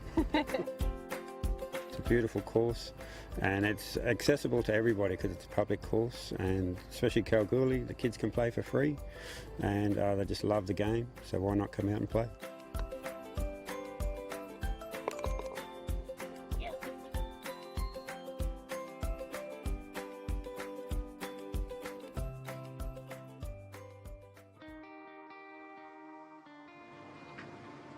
Welcome back to the TX Civil and Logistics West Australian PGA Championship at Kalgoorlie Golf Course. A fantastic venue, I've got to say. It has really lived up to everything I expected it to be, and a wonderful place to host a championship of this ilk. Great to see the players playing the way they did. We'll have a look at the leaderboard in a tick. We might even have a look at some of the highlights. But I tell you what, it's a venue that has lived up to expectation as far as I'm concerned. What's the weather going to be tomorrow? Do you know? Well, from what I've heard, what I've seen, it's going to be a lovely day. 26, 27 degrees, not too much breeze about. So what that means is it gives the players an opportunity who are 6, 7 strokes behind to really make a run at the leaders. If that breeze was up like today, the best score was only 4 under par. So you'd think if that was the case, the winner is only going to come from those first few. But I think we're going to see some lower scores tomorrow. Okay, this is Beck for birdie at 6. This was his 3rd birdie of the round, and having started the round 3 strokes behind Jared Felton, he took the lead by 1 stroke right there. Okay, Stephen Darton will put together a great round, 6 birdies and just a couple of bogeys, shot the 68, it's the low score of the day. And this was his 3rd shot at the 10th. Not an easy one either. He had to come up quite a rise, nip it perfectly, beautiful technique. Spinning to the right, yes. Nothing but net for the Western Australian. Always close, and good enough to go in. Now the 8th hole. This was for par and to keep a decent round going. Well, it's very important because he was 1 over par for the round at this point, had not made a birdie, did not want to drop another shot there and fall further behind his playing partner Beck. Now, after a really disappointing wedge shot, it was a shocker. This changed the game. Bang. Well done. Came from nowhere, that birdie. Yeah, well, that was his first birdie of the round, and as you alluded to, it wasn't a great wedge shot in there, and that really turned things around because he backed it up with another birdie at 11, and this was his birdie effort at 16, just sliding by. And that was to take the outright lead. He thought that was good. Pretty good golf out. And the par 5 finishing hole, 538 metres. Peter Lonard, 2 great hits to this point, taking advantage of the big slope in the green, and he finishes a disappointing day with a beautiful eagle there at 18.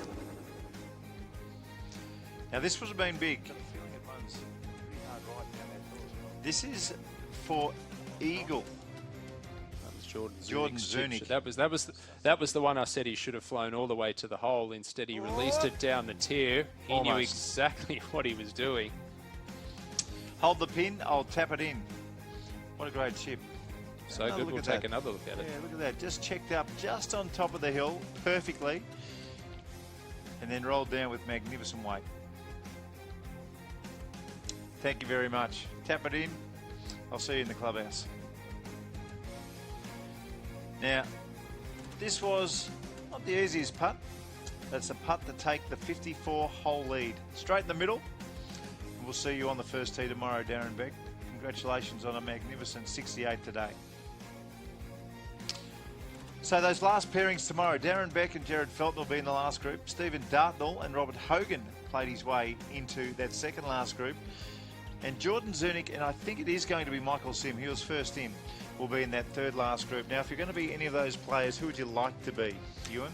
Who would I like to be? Yeah. I'd like to be Darren Beck, because I always think that it's an advantage being in front. Who do I think will win? I think it's going to be a 2-horse race. There's no question about it. I think Jared Felton probably has the form and the hometown advantage coming in here. But the way Darren Beck played today, he has certainly held himself in high esteem and handled himself with aplomb out there. And I think he's got every chance of succeeding tomorrow and capturing his 3rd professional title. Yeah, well, from David Micheluzzi down, they can't win. These boys, they can only play for pride and maybe get themselves a decent check. Jack Wilson there, 5 under par, 2 under today. Matt Jager shot 1 under par today. And Taylor McDonald shot a couple over. He'd be disappointed. He's at 4 under par today. I'll tell you what, I cannot wait for tomorrow, Ewan.